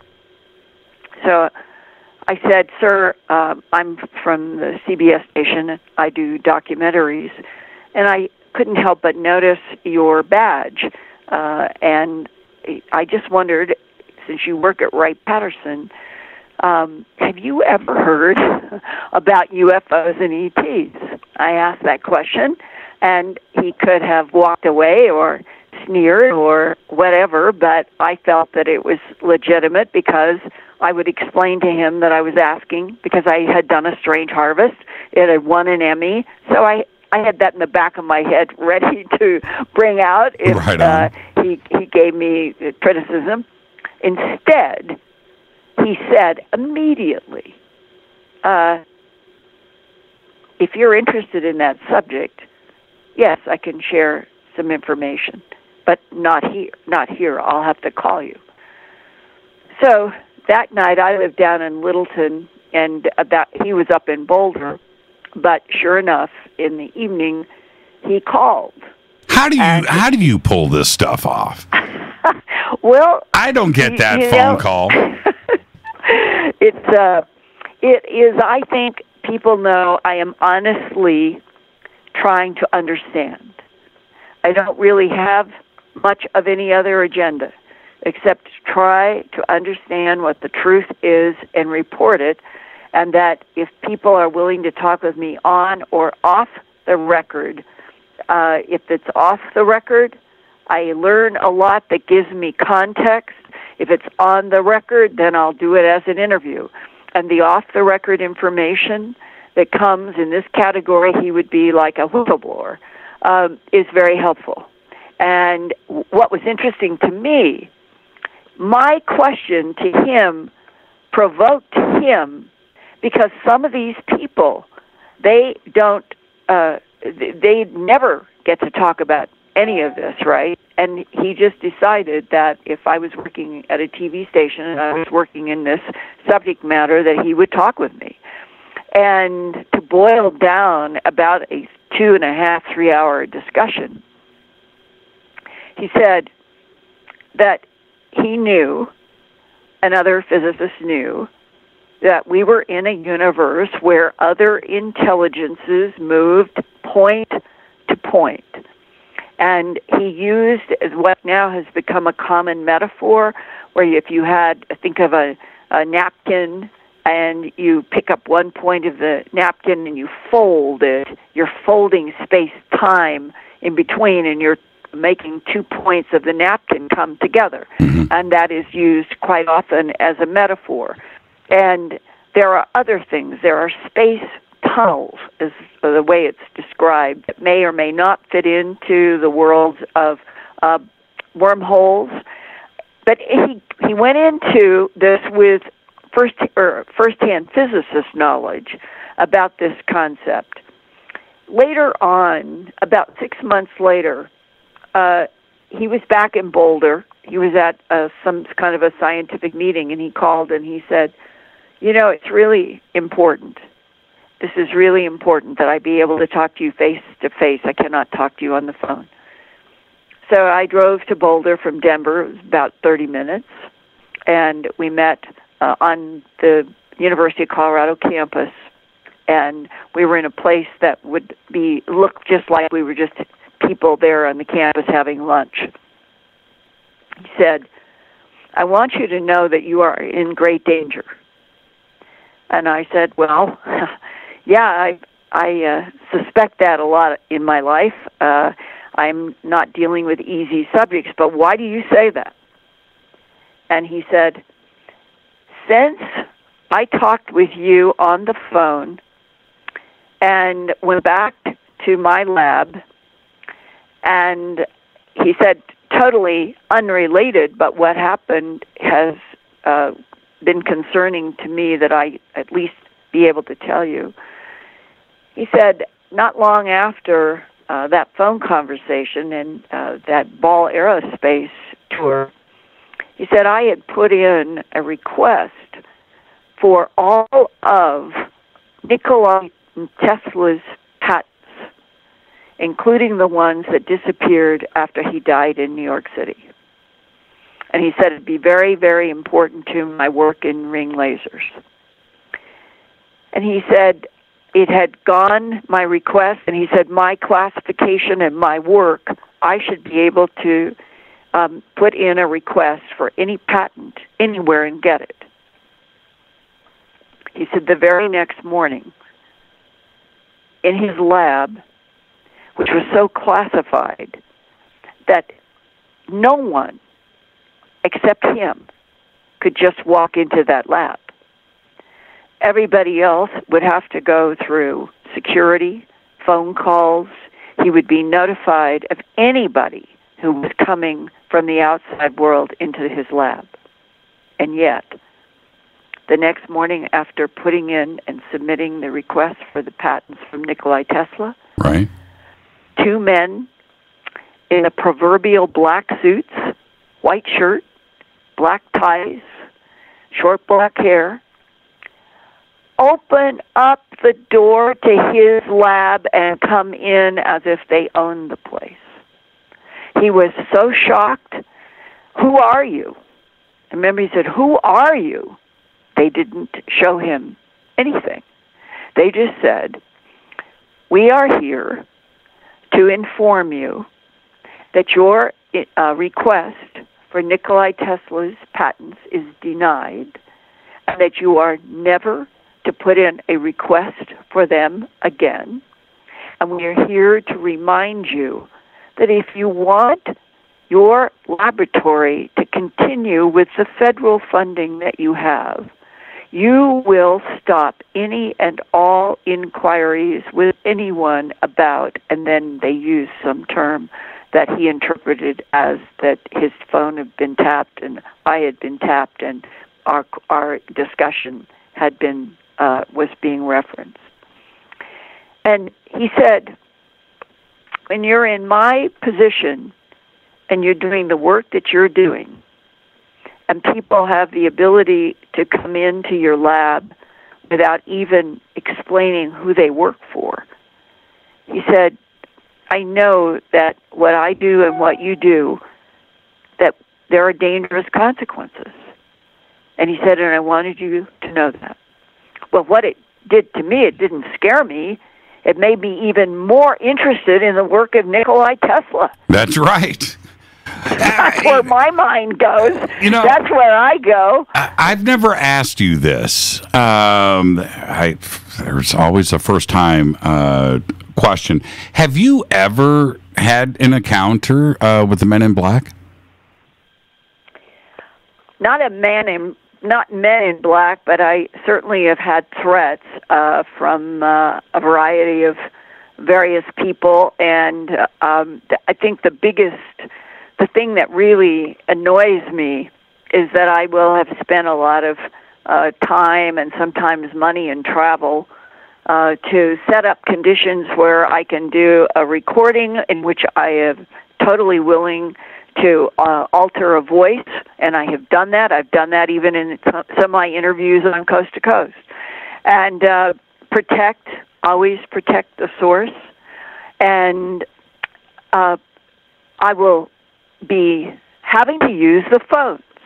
See, this is the Achilles heel of the American journalist who is supposed to be protected by a constitution, and I'm not doing anything wrong, but my phone has been tapped ever since I did A Strange Harvest. And I have to compartmentalize and not feel some kind of fear or anxiety, and I do that pretty well. But when I think that I've done everything responsibly and correctly and credibly, and I have DD-214s and military, and a person is willing to talk, and I will alter their voice, and I will protect them just to get the information out. And the next thing that happens is a communication. I am so sorry, Linda, I really want to do this, but I have a family, and men showed up at my front door, and they told me, and it's always a variation on, as one, the CIA guy that I did the whole 20-part series at earthfiles.com that I called Cooper, is also referred to as Anonymous. That was a 1998 long 3-day interview at his home that I did. And then right after I left, 2 men in black showed up in the supermarket where he and his wife had gone to get some groceries. And when he walked to the car, these 2 men had their backs against the driver's window, which was like pecking order authority, right? Elbows crossed, not moving as he walked up, told his wife to hold back with the grocery cart. And he was a very sick man, having to take insulin shots every 4 hours during that long weekend that I was doing the recorded interviews with his permission and his request. He wanted to get this on the record. So he was very ill, but he had gone grocery shopping, and he realized when he saw those men with their back against the driver's side of the car that he asked his wife to hold off, and he walked up to them, and they said, "We are here to remind you that we expect you to be a loyal American patriot." He had worked for the CIA, and his cover was in Army Intel. And you are never to talk with Linda Moulton Howe again if you want to see your son marry and have children. Wow. And those are the kinds of things that I don't think should ever happen in the United States of America, but they have happened dozens of times.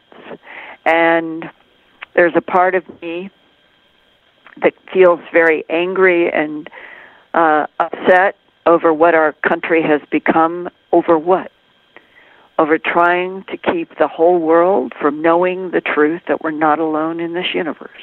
Right. That there are other intelligences that have been here on this planet, not only for thousands of years, but according to one DIA whistleblower to me, Linda, we have proof that 3 competing and in conflict extraterrestrial biological entity groups have been manipulating and harvesting and terraforming this planet for at least 270 million years. One last sentence. When you put everything that we're talking about from the current immediate second of tonight on May 22nd, 2018, in the lens of looking back for 270 million years, that is before the time of the dinosaurs. And when I said, sir, that's before the time of the dinosaurs, he said, Linda, we have proof that one of these competing territorial groups manipulated DNA, created dinosaurs as an 80 million year long experiment. When the audience hears you speak about this, I need to remind them about some of your experiences in the past that, you know, like Kirkland Air Force Base and what you went through there, and the whole Doty period and HBO, and you know, you were on Kirtland interfacing with the Air Force about this subject and shown documents. This is not a joke. These are your life's experiences, and people need to be reminded of your integrity, but also your tenacity, and the reasons why you are motivated to be the journalist and researcher that you are today. And I feel compelled to go back and remind everybody to kind of put it all back into focus. You are very driven, and you have your reasons for that. For truth. We're supposed to be in a democracy, or at least a republic, and that the First Amendment is supposed to protect the Fourth Estate, defined as a free press. And that was so important in that divorce between the United Kingdom and what was becoming the United States, a free press, because of all the oppression. People forget, why did the United States, where were these pilgrims? Why? They were leading what they said was the suppression of them, of religion, of truth, and that this country was to be founded on a whole new principle of, by, and for the people, not a monarchy, not a kingdom, but a government of, by, and for the people. And that those early voices that fought for that, today, I'm going to, I'll do this, I'll pose this on the air as a question to the listeners and to you, Jimmy. I think that the United States has become a political science textbook of a fascist nation in which the corporations and the government departments are joined at the hip. We see that at every level now. You know, and we really do. And the marriage joined at the hip, right? The marriage is getting more and more cemented every day. And, this isn't a political show, but I certainly deal with the conspiracy of politics, right? It's two different things. And it's a fascinating thing for all of us to witness in real time. And speaking of that, I spoke to you about this before, but as you know, Richard Doty called into this show, surprise call, a few months ago, and I called you immediately after that happened. But he said one thing. I want your reaction to this before the break. he said one thing on the show that freaked me out, it all freaked me out. First off, he's a disinfo guy. What can you do? What is true and what is not? That's the first part. But he said that out there on the circuit today at conferences, there are two operatives, two agents that are out there working right now, and that I knew who they were. Now, do you trust Doty in that statement? No, I don't trust any of the counter intel people. Most everything that they're doing is spreading a certain kind of bias for people to think through. That's number one. Always remember that. Right. And that number two is to test reactions. And the whole thing about all of this, it's the Kirtland. When you go back to April of 1983, I had signed the contract in New York City at the Home Box Office headquarters on March 21st, 1983. I remember it because I love the spring solstice, and that was that day. And I was very excited about doing an hour production at Home Box Office, and our working title was UFOs, the ET Factor. And for people who may not be aware, I have always, Jimmy, from 1968, graduating from Stanford University with a master's degree in communication, having made documentary films for 2 years, and immediately went into Los Angeles media. I was first a street reporter on television at the KNBC in Los Angeles, and then I was asked to work on documentaries there, and then I was asked to produce a live studio show. I was doing all kinds of things, and Tom Brokaw and Tom Snyder, they were there at that time, and I was first a reporter and then a producer at KNBC doing live television in Johnny Carson's studio. I would go running to make sure that I got my time that was allocated in the studio that I was assigned at NBC, and I would run from my fourth floor story office with my stopwatch and my script and my briefcase over to Johnny Carson's studio, where I would do a show in the afternoon, and then he and his crew would come in the late afternoon. And so I went right from Stanford University into the biggest box possible, where I worked. I went right from school to working at KNBC and in NBC studios. So my work in news, in documentary, in live studio, all of it was right from Stanford. And I was married then, and the move from Los Angeles and KNBC, where I could have stayed for a long time, was because my husband wanted to go into cable and wanted to go to Harvard to get an MBA. He had done Yale. As an undergraduate, we met as master's degrees at Stanford, and then he applied and got entrance to get an MBA at Harvard. So we were at that active formula kind of part of our lives. But I still went from LA while he was at Harvard, and I was hired to produce all the medical programming at WCVB in Boston, which I did for 2 years, House Call with Dr. Timothy Johnson. He was the ABC medical editor, and it was like getting a medical school degree. I was in and out of Mass General and Children's Hospital and Harvard and all of the time, every week, working with a crew, no matter what we were doing, surgeries or other things. And I did that for 2 years. And that's my husband ended up working for Time Inc. We moved from Boston to Denver. He was working for a corporation in New York, but their subsidiary having to do with cable was in Denver at that time.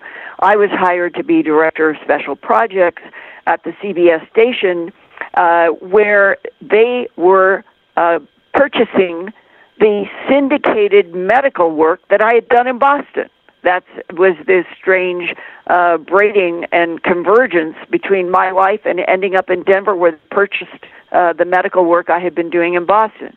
And so that gives you, I have always been a mainstream journalist, trained in the same rules as the New York Times, NBC, CBS, and I've always worked in that context.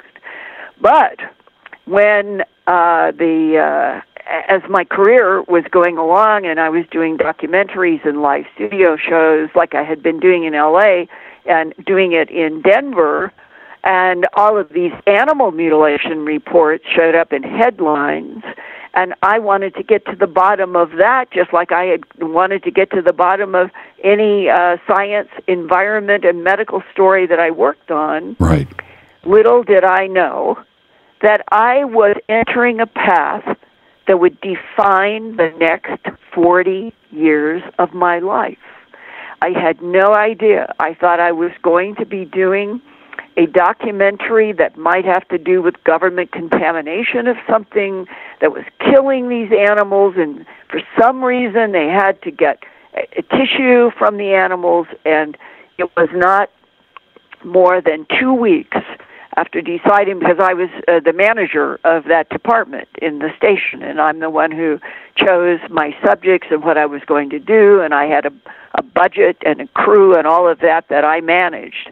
And I had an exposure through the headlines and talking with some other reporters about all these animal mutilations, and said, I'm going to get to the bottom of this. And the first person that I was advised to go talk to was Sheriff Tex Graves in Logan County up in Sterling, Colorado. And this is very important because I'm a manager in a TV station.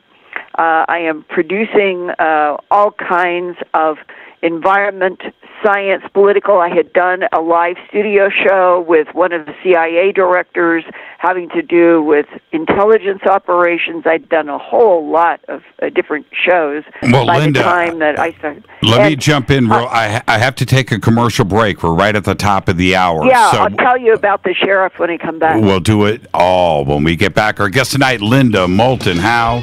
We're doing it tonight, A to Z, with Linda. This is Fade to Black. Follow Linda on Twitter at Earth Files. I'm your host, Jimmy Church. We'll be right back. Stay with us.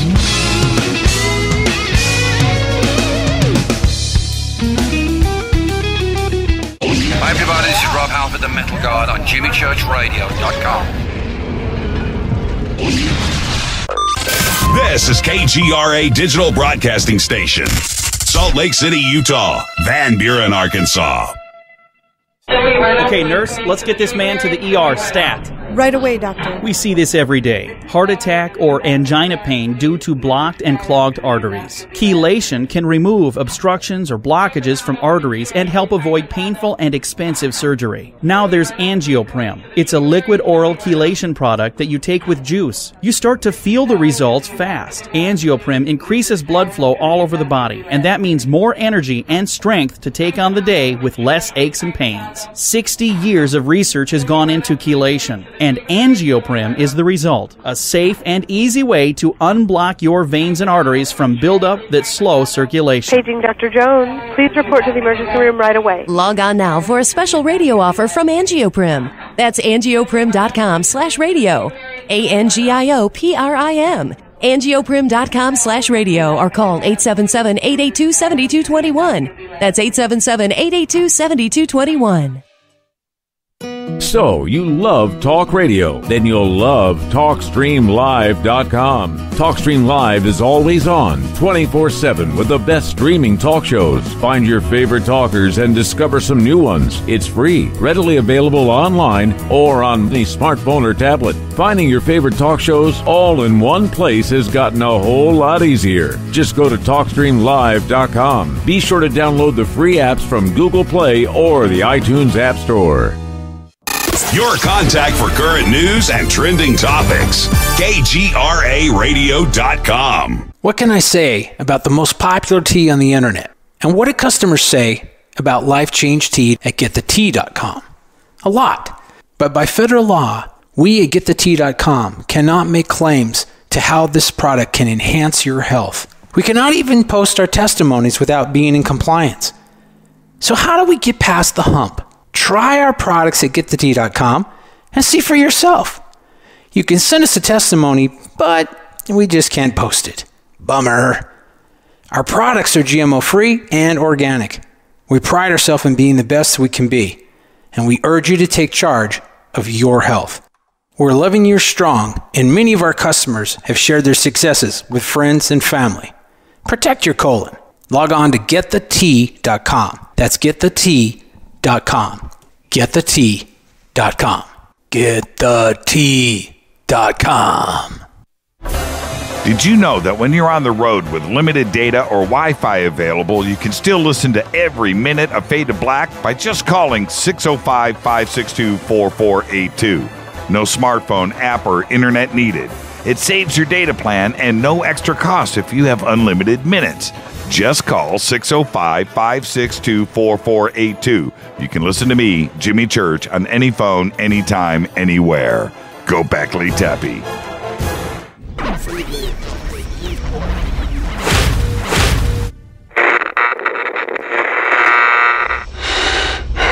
You want to know a secret?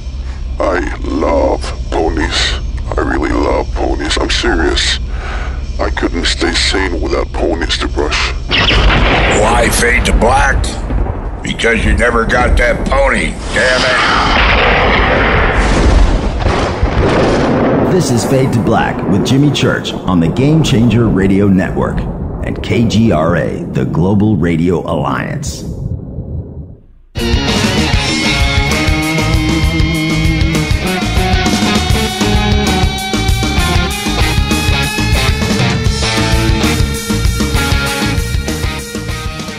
All right, welcome back. Fade to Black. Our guest tonight, Linda Moulton Howe. She will be at Contact in the Desert next week. Tickets and info over at jimmychurchradio.com. Just click on the Contact in the Desert banner right there.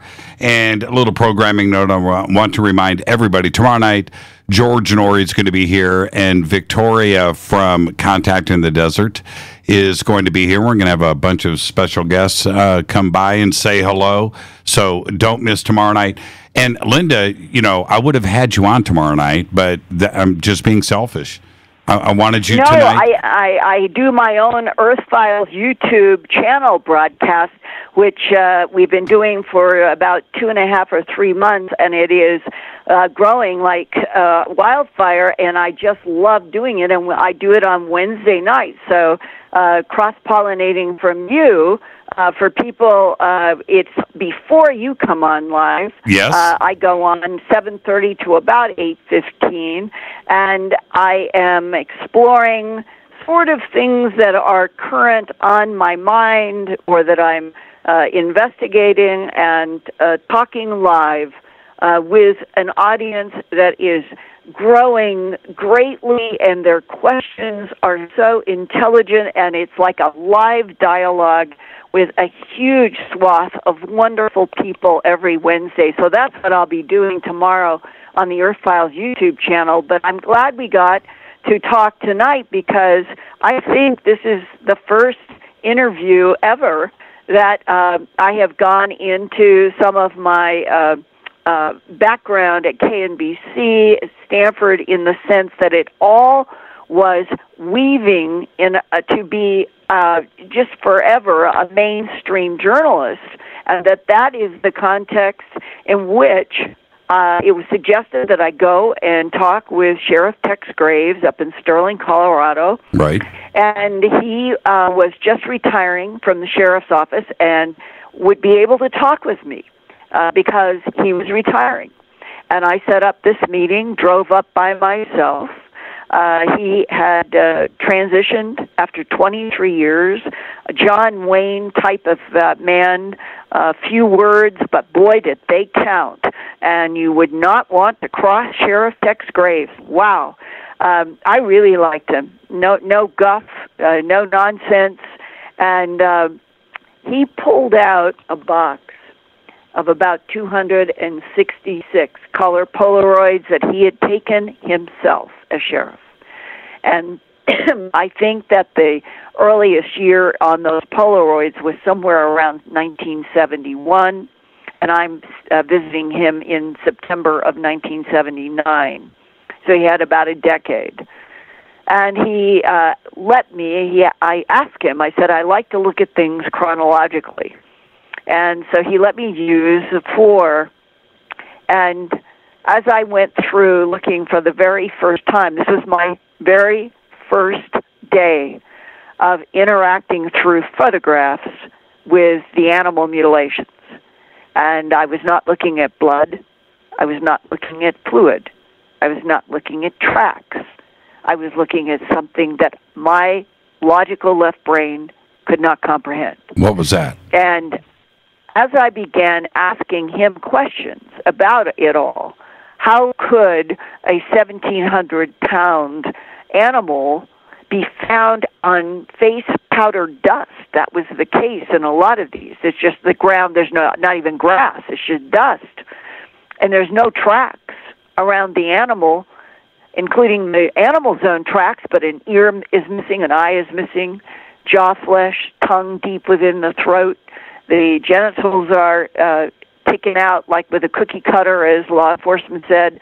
The rectum and or vagina are cored out, photo after photo. And I was asking him questions as we go, and eventually he looked at me and he said, Linda, let me save you some time. The perpetrators of these mutilations are creatures from outer space. And I am absolutely, vividly recalling as I say that, I've never forgotten that it felt just like I was touching the electric wire that my dad had placed around the garden when we were kids growing up to keep the dogs out. Right. And my brother and I would play with touching that wire and feeling what electricity felt like when it went through us, and it hurt. And when Sheriff Tex Graves said those words, I still can remember. I can see his eyes right now. I can feel what I felt. And it felt like I was touched by one of those electric wires in Dad's garden as he said those words. I wasn't prepared for such a sentence. And that night, driving home, my entire existence, I would have been, at that point, I was born in 1942, so I think I was 37, I think, or something. If I hadn't even thought about that, how old was I when I was doing that? So 1979, 37. And in my 37 years, the sky, Mom and Dad said when I was 3 years old, I started asking for a telescope. And I had a aunt who helped me with getting a piano, and my dad got me a reflector telescope, and I spent endless nights in Boise, Idaho with my telescope. It was like a passion, and I thought I would be an astronomer. And all of that is to say that the sky, the night sky, being out under the stars, night, it never scared me. I loved it. And then, when I got in my car that night in September of 1979, headed back to our home in Littleton, about a 2-hour and some drive from Sterling, I remember looking up because Sheriff Tex Graves had said that law enforcement was convinced that the only way that these animals could be taken, having the excisions, no blood, no tracks, is that they would have to be taken by something into the sky and lowered by something from the sky. And that whole drive back, I realized, I became aware I was nervous about the growing night sky for the very first time in my life. Wow. And that was a transition that eventually I had to deal with myself, that everybody does. when the government is playing hardball with people, and that you're dealing with intelligences from someplace else you don't understand, and that there might be a good reason for what is occurring on the planet, but nobody is filling you in, and that you want to continue to be active in a world where the night sky does not scare you. Eventually, I still remember the time, and it was in 1983 when I was trying so hard to keep things going, to do the HBO project in spite of the government making it very difficult and clearly wanting to stop me, that I had to come to terms with myself. I had to come to terms with, you cannot live life in fear. It's impossible. It's debilitating in every way, mind, body, and spirit. And so you've got to learn how to put one foot in front of the other and just keep going. You're not doing anything wrong. You are simply trying to find out the truth about other intelligences in this universe that have interacted with this planet according to government people who have first-hand knowledge, and that you have to put yourself psychologically in what you are still supposed to be, a journalist protected by the First Amendment of the Constitution, with the right in a government of, by, and for the people, to pursue the investigation of anything that affects those people in that nation and report about it to the best of your ability, as honestly as you can, making the pressure of fact. The pressure of fact is my guide. Always has been, always will be, no matter how strange the subject matter, and never back off. Never back off because somebody says this cannot be pursued. And eventually, what happened, I think, I have been in some very dangerous situations. I have had some very highly strange things happen that probably were in the threat category, but I am still here, and it has been 40 years, and it is now more exciting because where we started this interview, that we are, no matter whether the government has the courage, and it takes courage, I guess, at this point, after thousands of years, to finally tell the planet the truth. But by God, if in 2018 they will finally get that headline out, we're not alone in this universe, and that there's maybe a lot of stuff out there that likes us, and that are our allies, as the remote viewers say, and that no matter what else is out there, we do have allies, and that we are on an exciting brink where we're going to start sending things out with lasers, trying to go faster and faster in the speed of light. And I think Elon Musk is determined to get to Mars, and that there may be a bunch of reasons why they want to get somebody on Mars, Jimmy, so that no matter what begins appearing on Mars, or what the ancient archaeology is on Mars that I'm convinced is there, they will have somebody like Elon Musk now to explain anything that happens there. Are you sitting on, and please answer the question, are you sitting on stuff that you haven't revealed and that you can't reveal?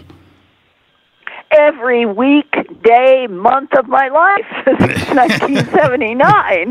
Yes, I became aware long ago that I have to learn how to compartmentalize. I have to learn how to protect information for which I have no proof, that I can talk about things in general and say I have no proof, that I have to protect whistleblowers for real. So, yes, I do a lot of compartmentalization, and yes, I sit on a tremendous amount of information that some right now that I'm hoping in the next few months that I can go forth. But I can say this, and I have said it on my own Earth Files YouTube channel, and I have said it in some of the conferences. The 4 whistleblowers that I mentioned at the beginning, who have come forth with a variety of, I think, very substantive pieces to this vast chess game that we're all trying to understand, just in the last year and a half to 2 years. Here is the common denominator, and I'm going to say this without proof, but I think that this is solid information, and so does somebody like the physicist who, John Brandenburg. He wrote a book, Death on Mars. When I ran by what I'm going to say tonight with him, he said, absolutely do I think that that is true. Okay. Mm-hmm. So 4 different facets, and I'm not going into the different facets, I'm going to give the bottom line. These are people who have told me in various assignments in special ops forces.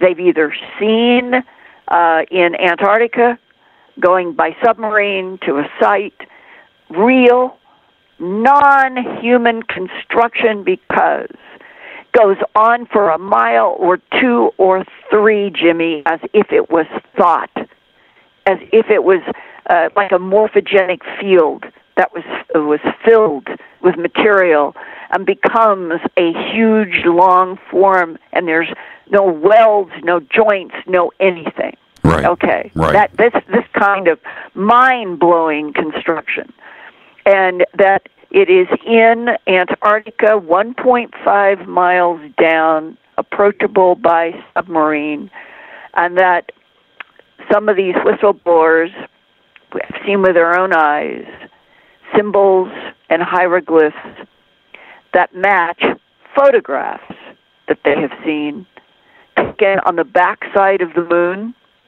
where there are also the same type of ancient archaeology, and that photographs taken on Mars in the Cydonia region by satellite or who knows what, that they all match. Now, if you take that sentence, and we have ancient archaeology 1.5 miles down under ice in Antarctica, approachable only by submarine, and then mind-blowing structure under the ice that still has energy in it, according to them, and that there is now symbols and hieroglyphs. To me, that's language. That's some kind of communication that's embedded on these structures. And if the language, if the symbols and the hieroglyphs match between what's in Antarctica, what's on the backside of the moon, and what's in the northern hemisphere of Mars, I think Occam's razor, 2 + 2 = 4, the same intelligence was involved in Mars, the backside of the moon, or all of the moon, and the Earth, and this solar system, and beyond. Now, how long ago? It's interesting when you try to do research about when exactly was the last time that Antarctica did not have 1.5 to 2 miles of ice on it. And you will find there is a kind of a consensus around 13 million years ago. And then there's another idea that maybe it goes back to 33 million years ago. Either of those numbers, compare in your mind to Lucy in Africa, allegedly the first standing up primate. Right.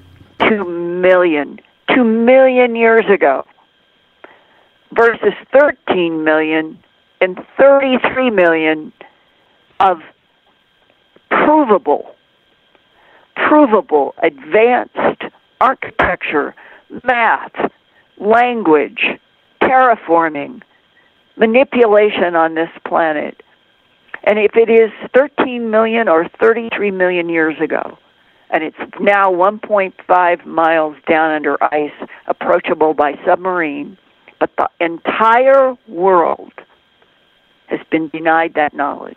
And I'm not even so sure. I'm not even so sure Lucy is even related to us, right? If you know what I mean. No, I think it's the beginning. Well, Homo erectus is the beginning of the evolutionary trail to Homo sapiens sapien, which is us. Yeah, but what I understand. But what I am saying is, us, you and I, our versions of us, we go back 150,000, 175,000 years, right?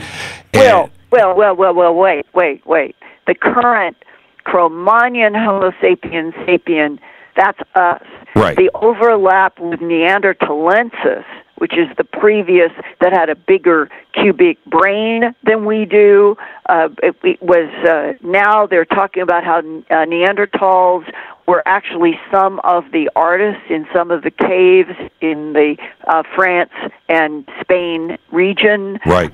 They put because they now know that Neanderthal graves had pollen on them, that they put flowers on the graves of their dead, which means to me they had compassion, they had soul. Why? I've always thought it was 35,000 to 45,000 years that there was a transition from the last of Neanderthalensis to Homo sapiens sapien Cro-Magnon being the dominant humanoid on the earth.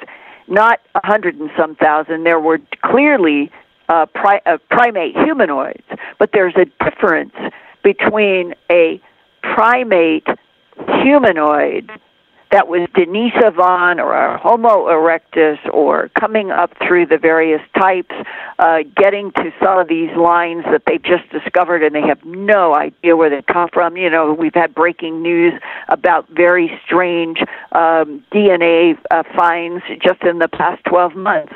And then getting up to Neanderthalensis and the transition to Cro-Magnon Homo sapiens sapien between 35,000 and 45,000 years ago. Right. And this big question, if Neanderthals had larger brain capacity and that they were doing some of the art in the caves and they buried their dead and did so with compassion and tenderness, why were Neanderthalensis replaced by the tribal warfaring Cro-Magnon Homo sapiens sapien?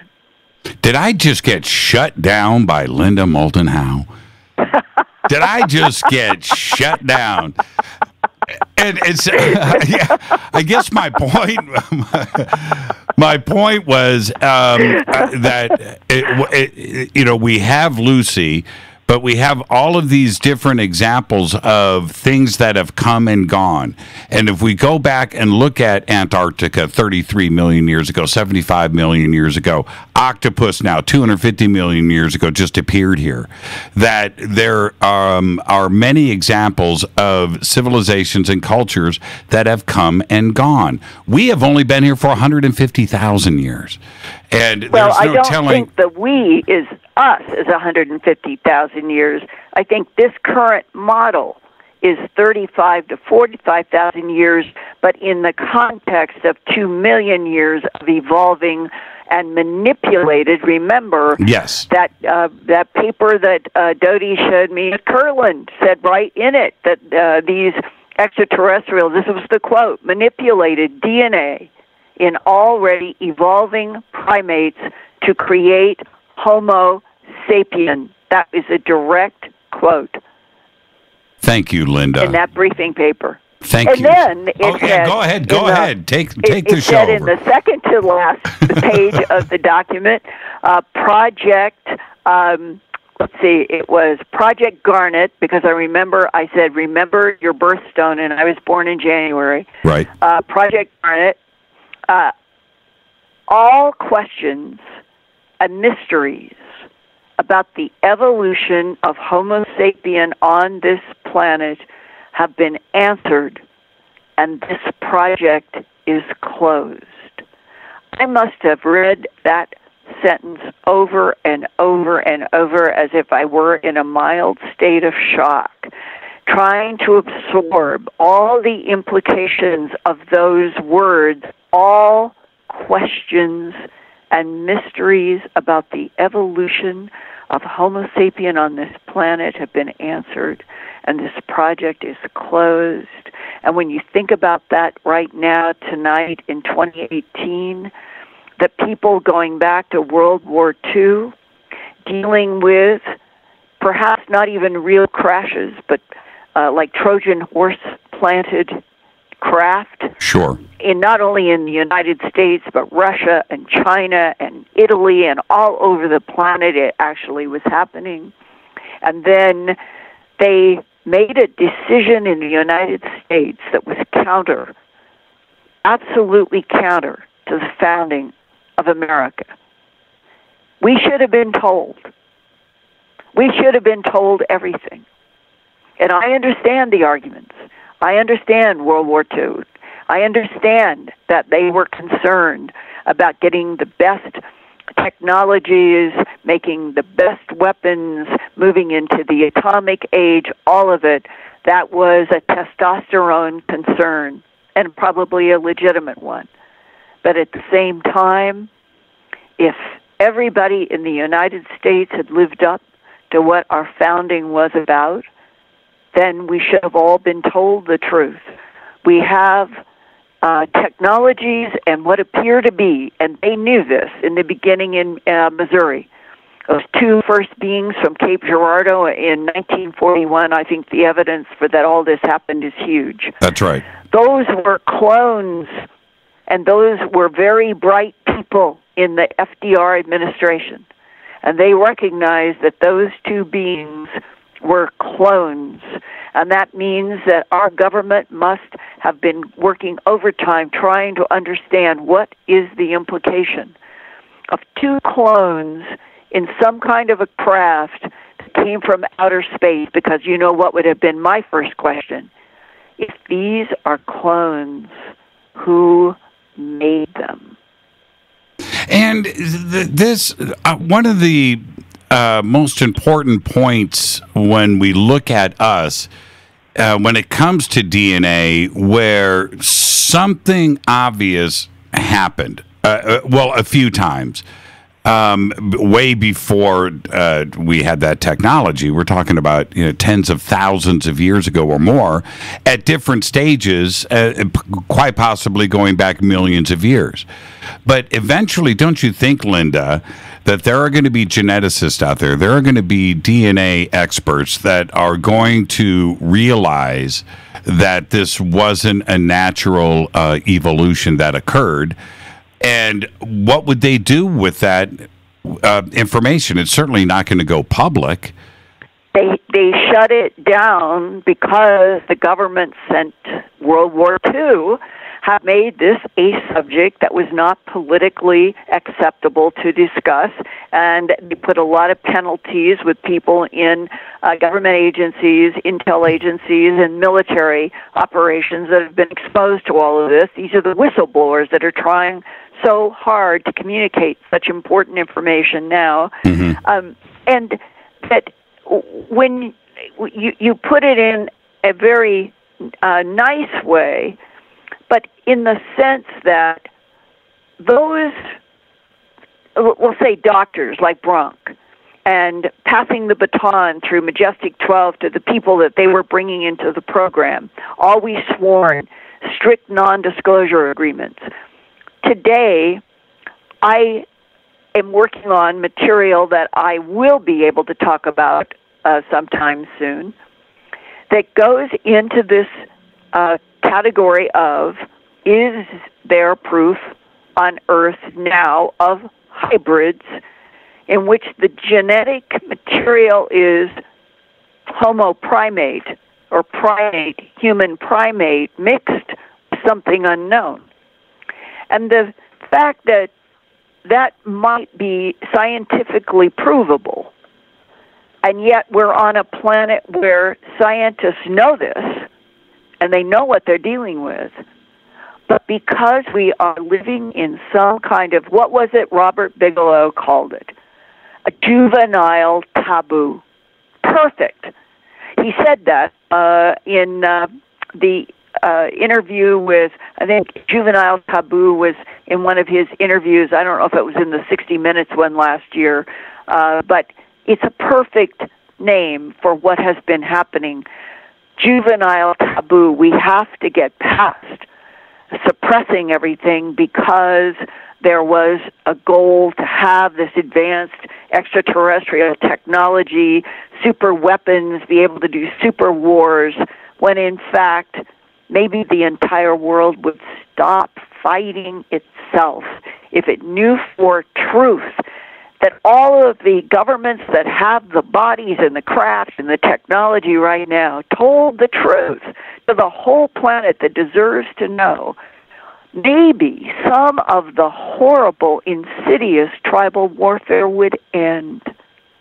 When December 16th, the New York Times, the Days of Disclosure, and all of this blew up in mass media around the world, all of those government reports that predicted anarchy in the streets and the collapse of religion and Wall Street and governments, and it would just be over. We would lose our minds. Clearly, Linda, that didn't happen.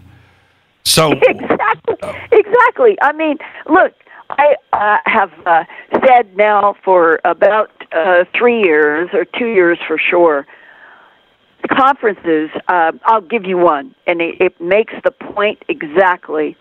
I was an evening speaker in Manchester, England on March 4th, 2017. And Eric von Daniken was the second evening speaker. He and I were featured. And we were in a huge sports complex that could accommodate the audience that night, I'm told, was 2,200 or 2,500 people. And I was first up at 7 o'clock, and I had brought my presentation on the binary code that I have encountered, whether it was in Rendlesham, with Jim Peniston, or stuff that had happened in Japan, or a military person that I was working with who was getting downloads in binary and we were translating it, all of that. It was a complex program, and I wasn't sure if my 90 minutes would be accessible to this broad UK with some European visitor audience or not. And I was worried about it. But I did the presentation as I had produced it in the United States and had given it. And so when I got to the end, and I just had this overwhelming feeling for this big, huge audience in front of me as my fellow human beings on this planet who all deserve the truth, not lies upon lies upon lies for centuries, I simply looked out at this massive crowd and I said, "Thank you, Manchester." And what happened, the owners told me they'd never seen anything like it. I'd never seen anything like it. I never felt anything like it. Every person in that huge, huge place jumped up at once, and they were screaming my name. They were screaming, and there was this feeling of energy that came on me like a wave from this huge audience jumping up, screaming. And what it was, this whole audience were millennials with kids. And they were so far beyond the policies of denial and lies.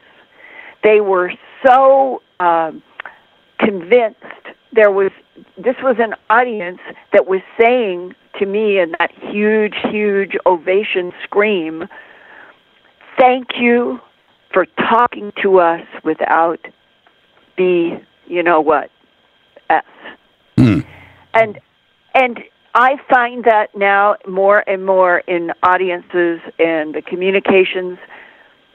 There are so many people who are way, way past. They know that the idea that we're alone in the universe is silly. That's what happened in 70 years since World War II, where they might have been worried about consequences. Today, people think that is antiquated. It's silly. Of course this universe has other life in it.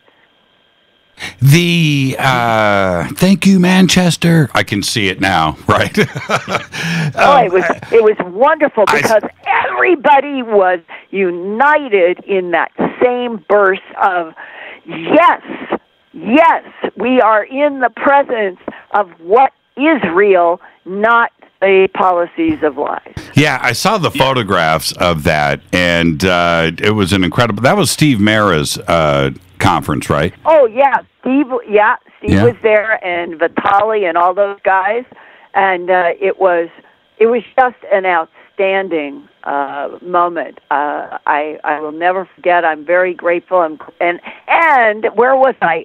I just got back. I did a presentation in New York City on AI, and then I was in Vermont and did a presentation there. I just got back a few days ago, and when I was in New York City, a man came up to me after I did my artificial intelligence there, and he took my hand, and his eyes were glistening like with slight tears, and he said, I was in that audience on March 4th in Manchester, and I had to come see you in New York City because I was here on a trip.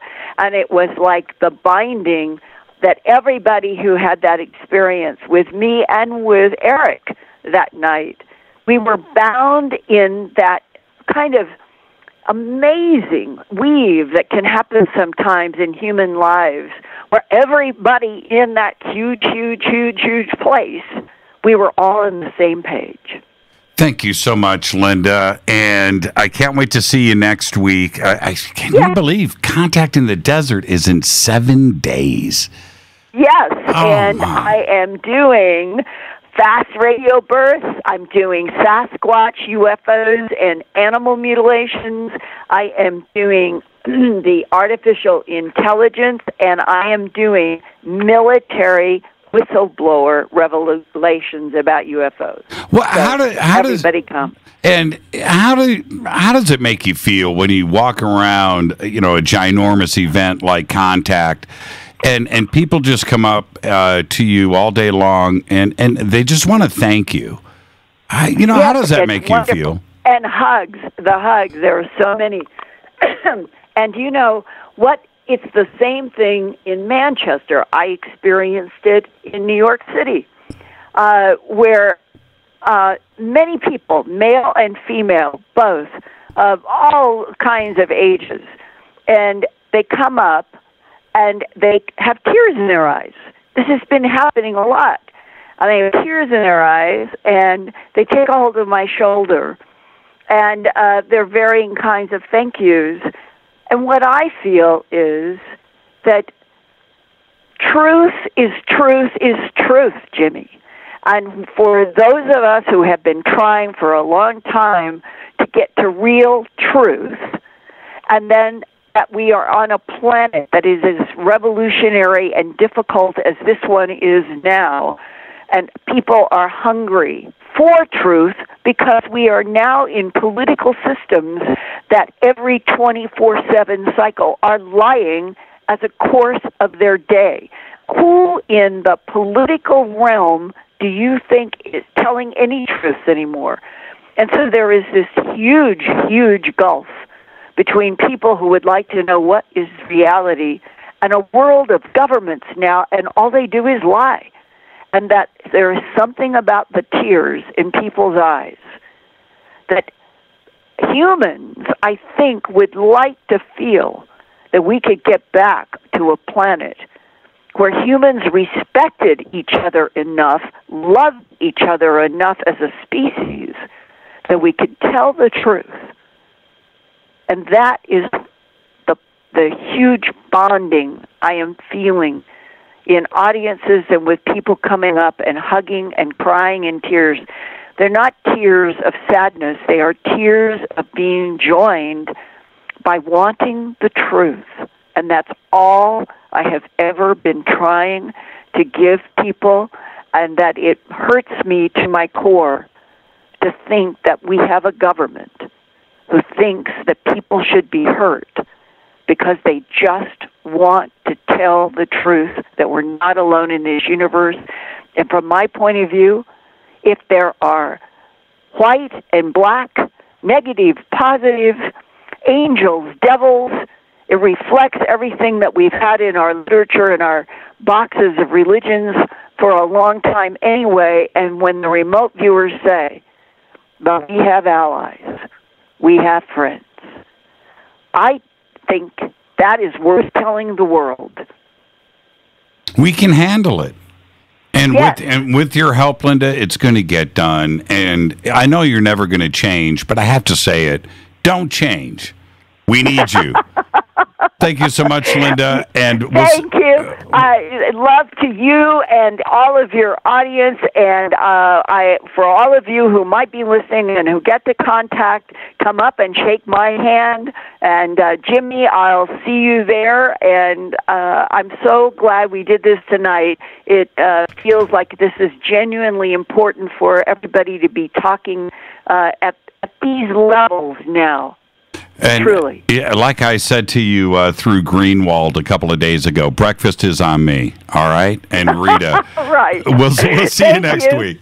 Thank you so much, God Linda. bless. Safe travels. Bye-bye. Linda Moulton Howe, and earthfiles.com is where you want to go every single day. And every Wednesday night, she's doing Earth Files Live right there on YouTube right before Fade to Black. And I know that all of you are over there checking it out because you let me know when you come over here that you just checked out Linda. So do that every Wednesday night. And, of course, Thursday night, KGRA with John Burroughs, Phenomena Radio. Thank you, Linda. This is Fade to Black. I'm your host, Jimmy Church. I'll be right back after this short break. Stay with me.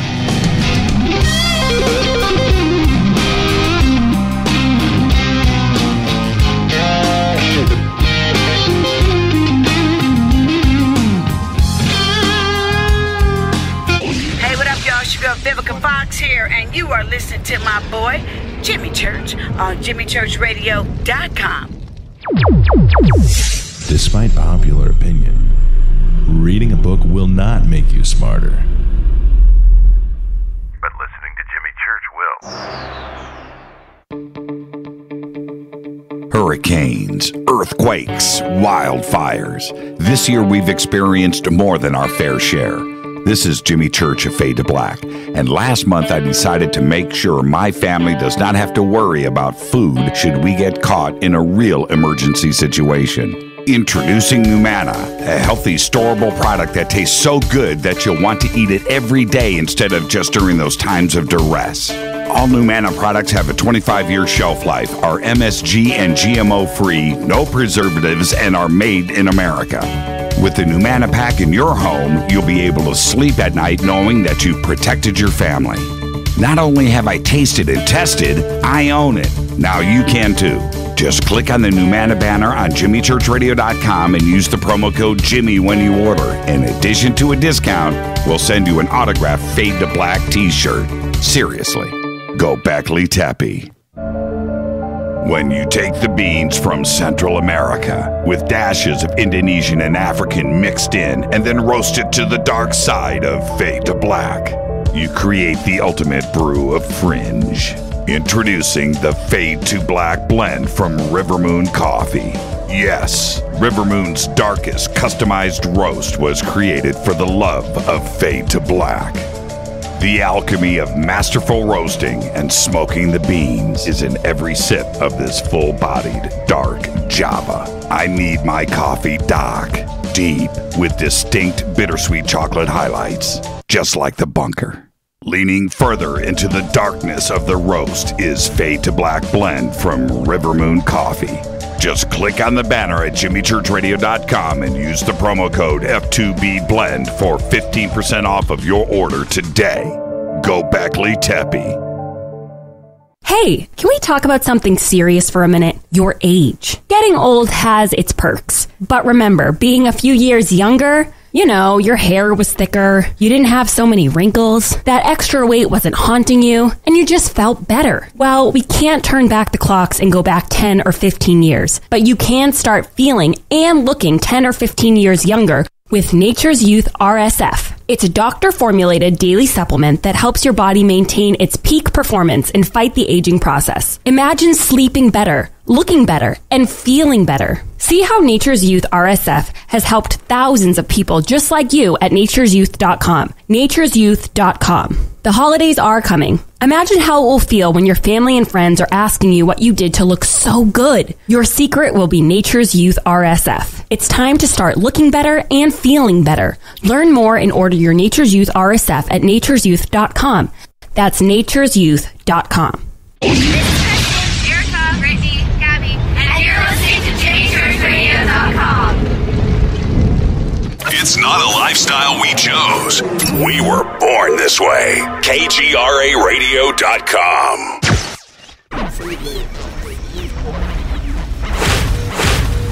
This is KJCR at JimmyChurchRadio.com.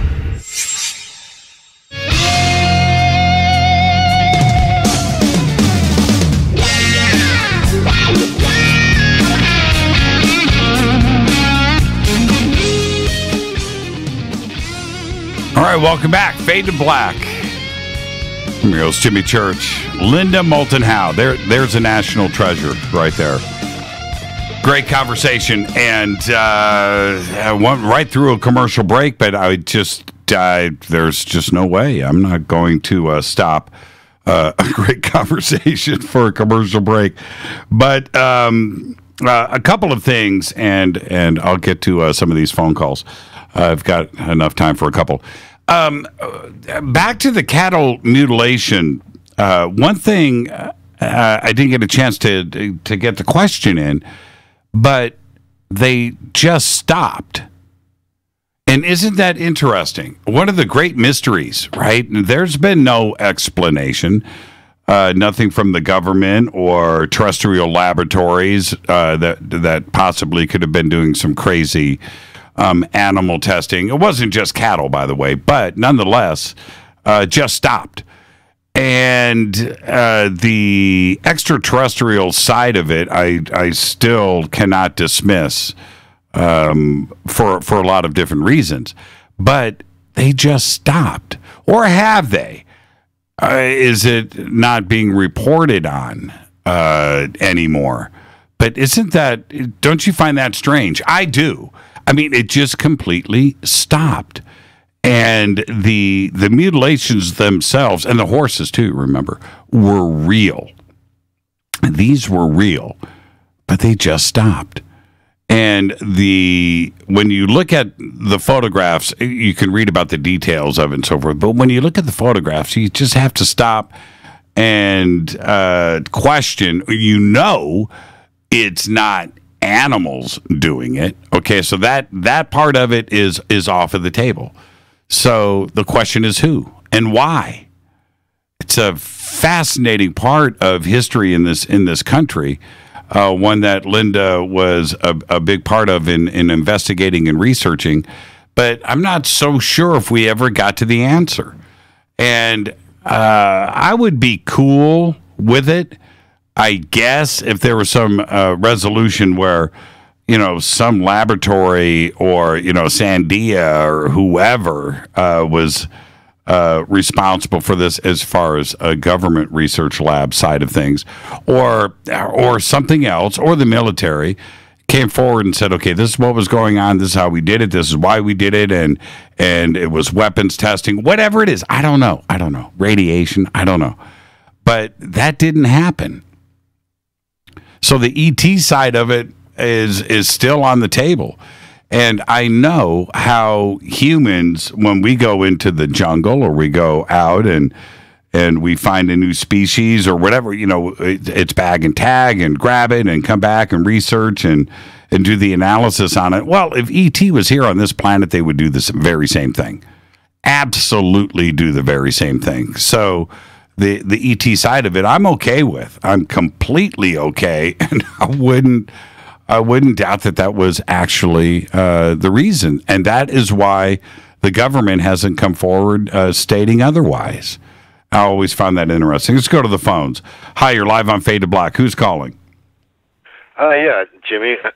Good evening, by the way. This is Phil. Hi, Phil. And, yeah. Well, there was one thing that kind of triggered me on, and I guess I'll bring it up, is the Neanderthal thing and Homo sapien. Uh-huh. And, yeah, we were co-current with Neanderthal. We bred with them. We were here at the same time they were here. That's what I'm trying to say. Well, so, yeah. Well, okay. I don't get this link she's taking. This is old school science here that she's citing. Yes, and her. I don't necessarily.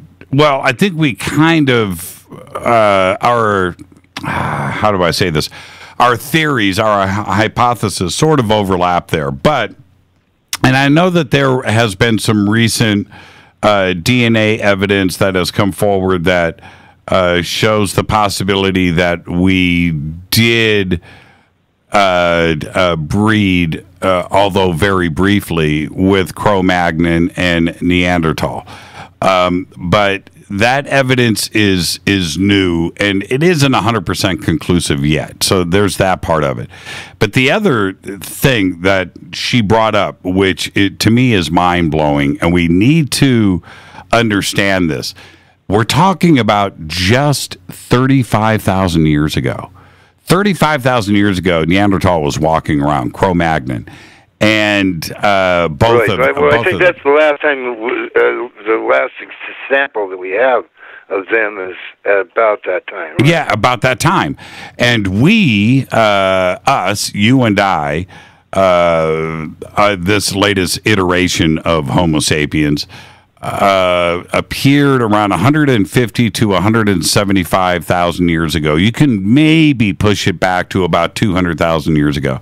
But the mitochondria DNA... I've heard as much as 300,000, Jimmy. Well, okay, that surfaced recently here in San Diego, but that is only one example of that. So it's nonetheless, I don't care if it's 300,000 years ago. We still appeared.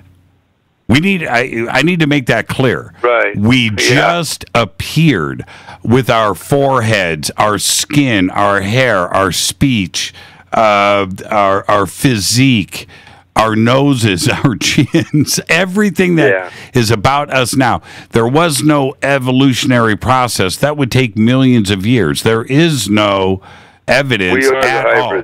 Right. There is no missing link. And so that's the one thing that I will continue until that evidence appears. And it is clearly not out there. So we just appeared here. And I think that our DNA was altered. You know, either we were... I can't say that. I can't naysay that. Well, there is no solid explanation for any of it, unless we just... were planted here like the octopus, right? And we just arrived. But I don't, it's a mind-blowing part of our history that us, as we are right now, we just appeared. In the big evolutionary span of things of 4.5 billion years on this planet, the last little tick of time, this last 100,000 years or so, we just appeared. And it's just a blip on the radar. And I haven't heard any satisfactory explanations for that. You know, you go and you look at Neanderthal or you look at Cro-Magnon, take a close look. That ain't us. And if a Cro-Magnon walked in the room right now with you, Phil, and you looked, you would scream. You would freak out. No, I might look like him. So. No, you don't. You know, just imagine this, though. This is, and go look at any skeletal remains. Look at any fossils. The top of your eyebrow, touch it right with your finger. That is the top of his head or her head. It goes straight back. Straight back. Foreheads that we have now are just us. You know, it's a crazy... You know, you look at Lucy, or you look at any other examples, and you look at that, and just imagine that walking around today. No, that we're not related. We're not. Just because it walks upright doesn't mean that we are related. It's two different things.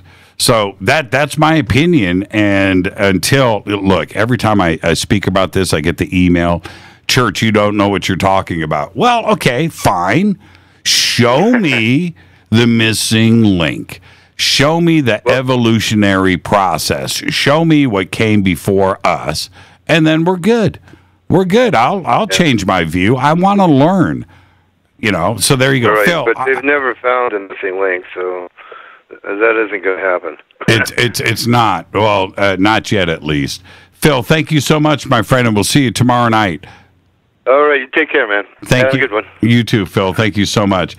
And with that, I got to get out of here. I got to thank Linda Moulton Howe. Just a great conversation tonight. It's always great when she's on. It was just too long, wasn't it? All right. Fade to Black's executive producer is Rita Camurian. Show's produced by Hill J. Palm, Renee, Dennis, and Bob. Announcers are Steve Harder, Gene Viteau, and Mark D. Kovar.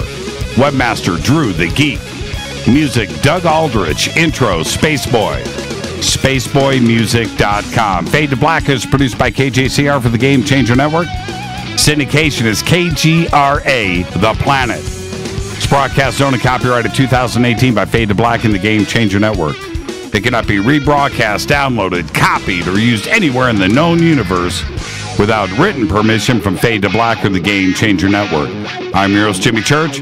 Tomorrow night, George Norrie, Victoria Gavarian, right here. Bunch of special guests back to back. We'll see you tomorrow night. Until then, everybody be safe.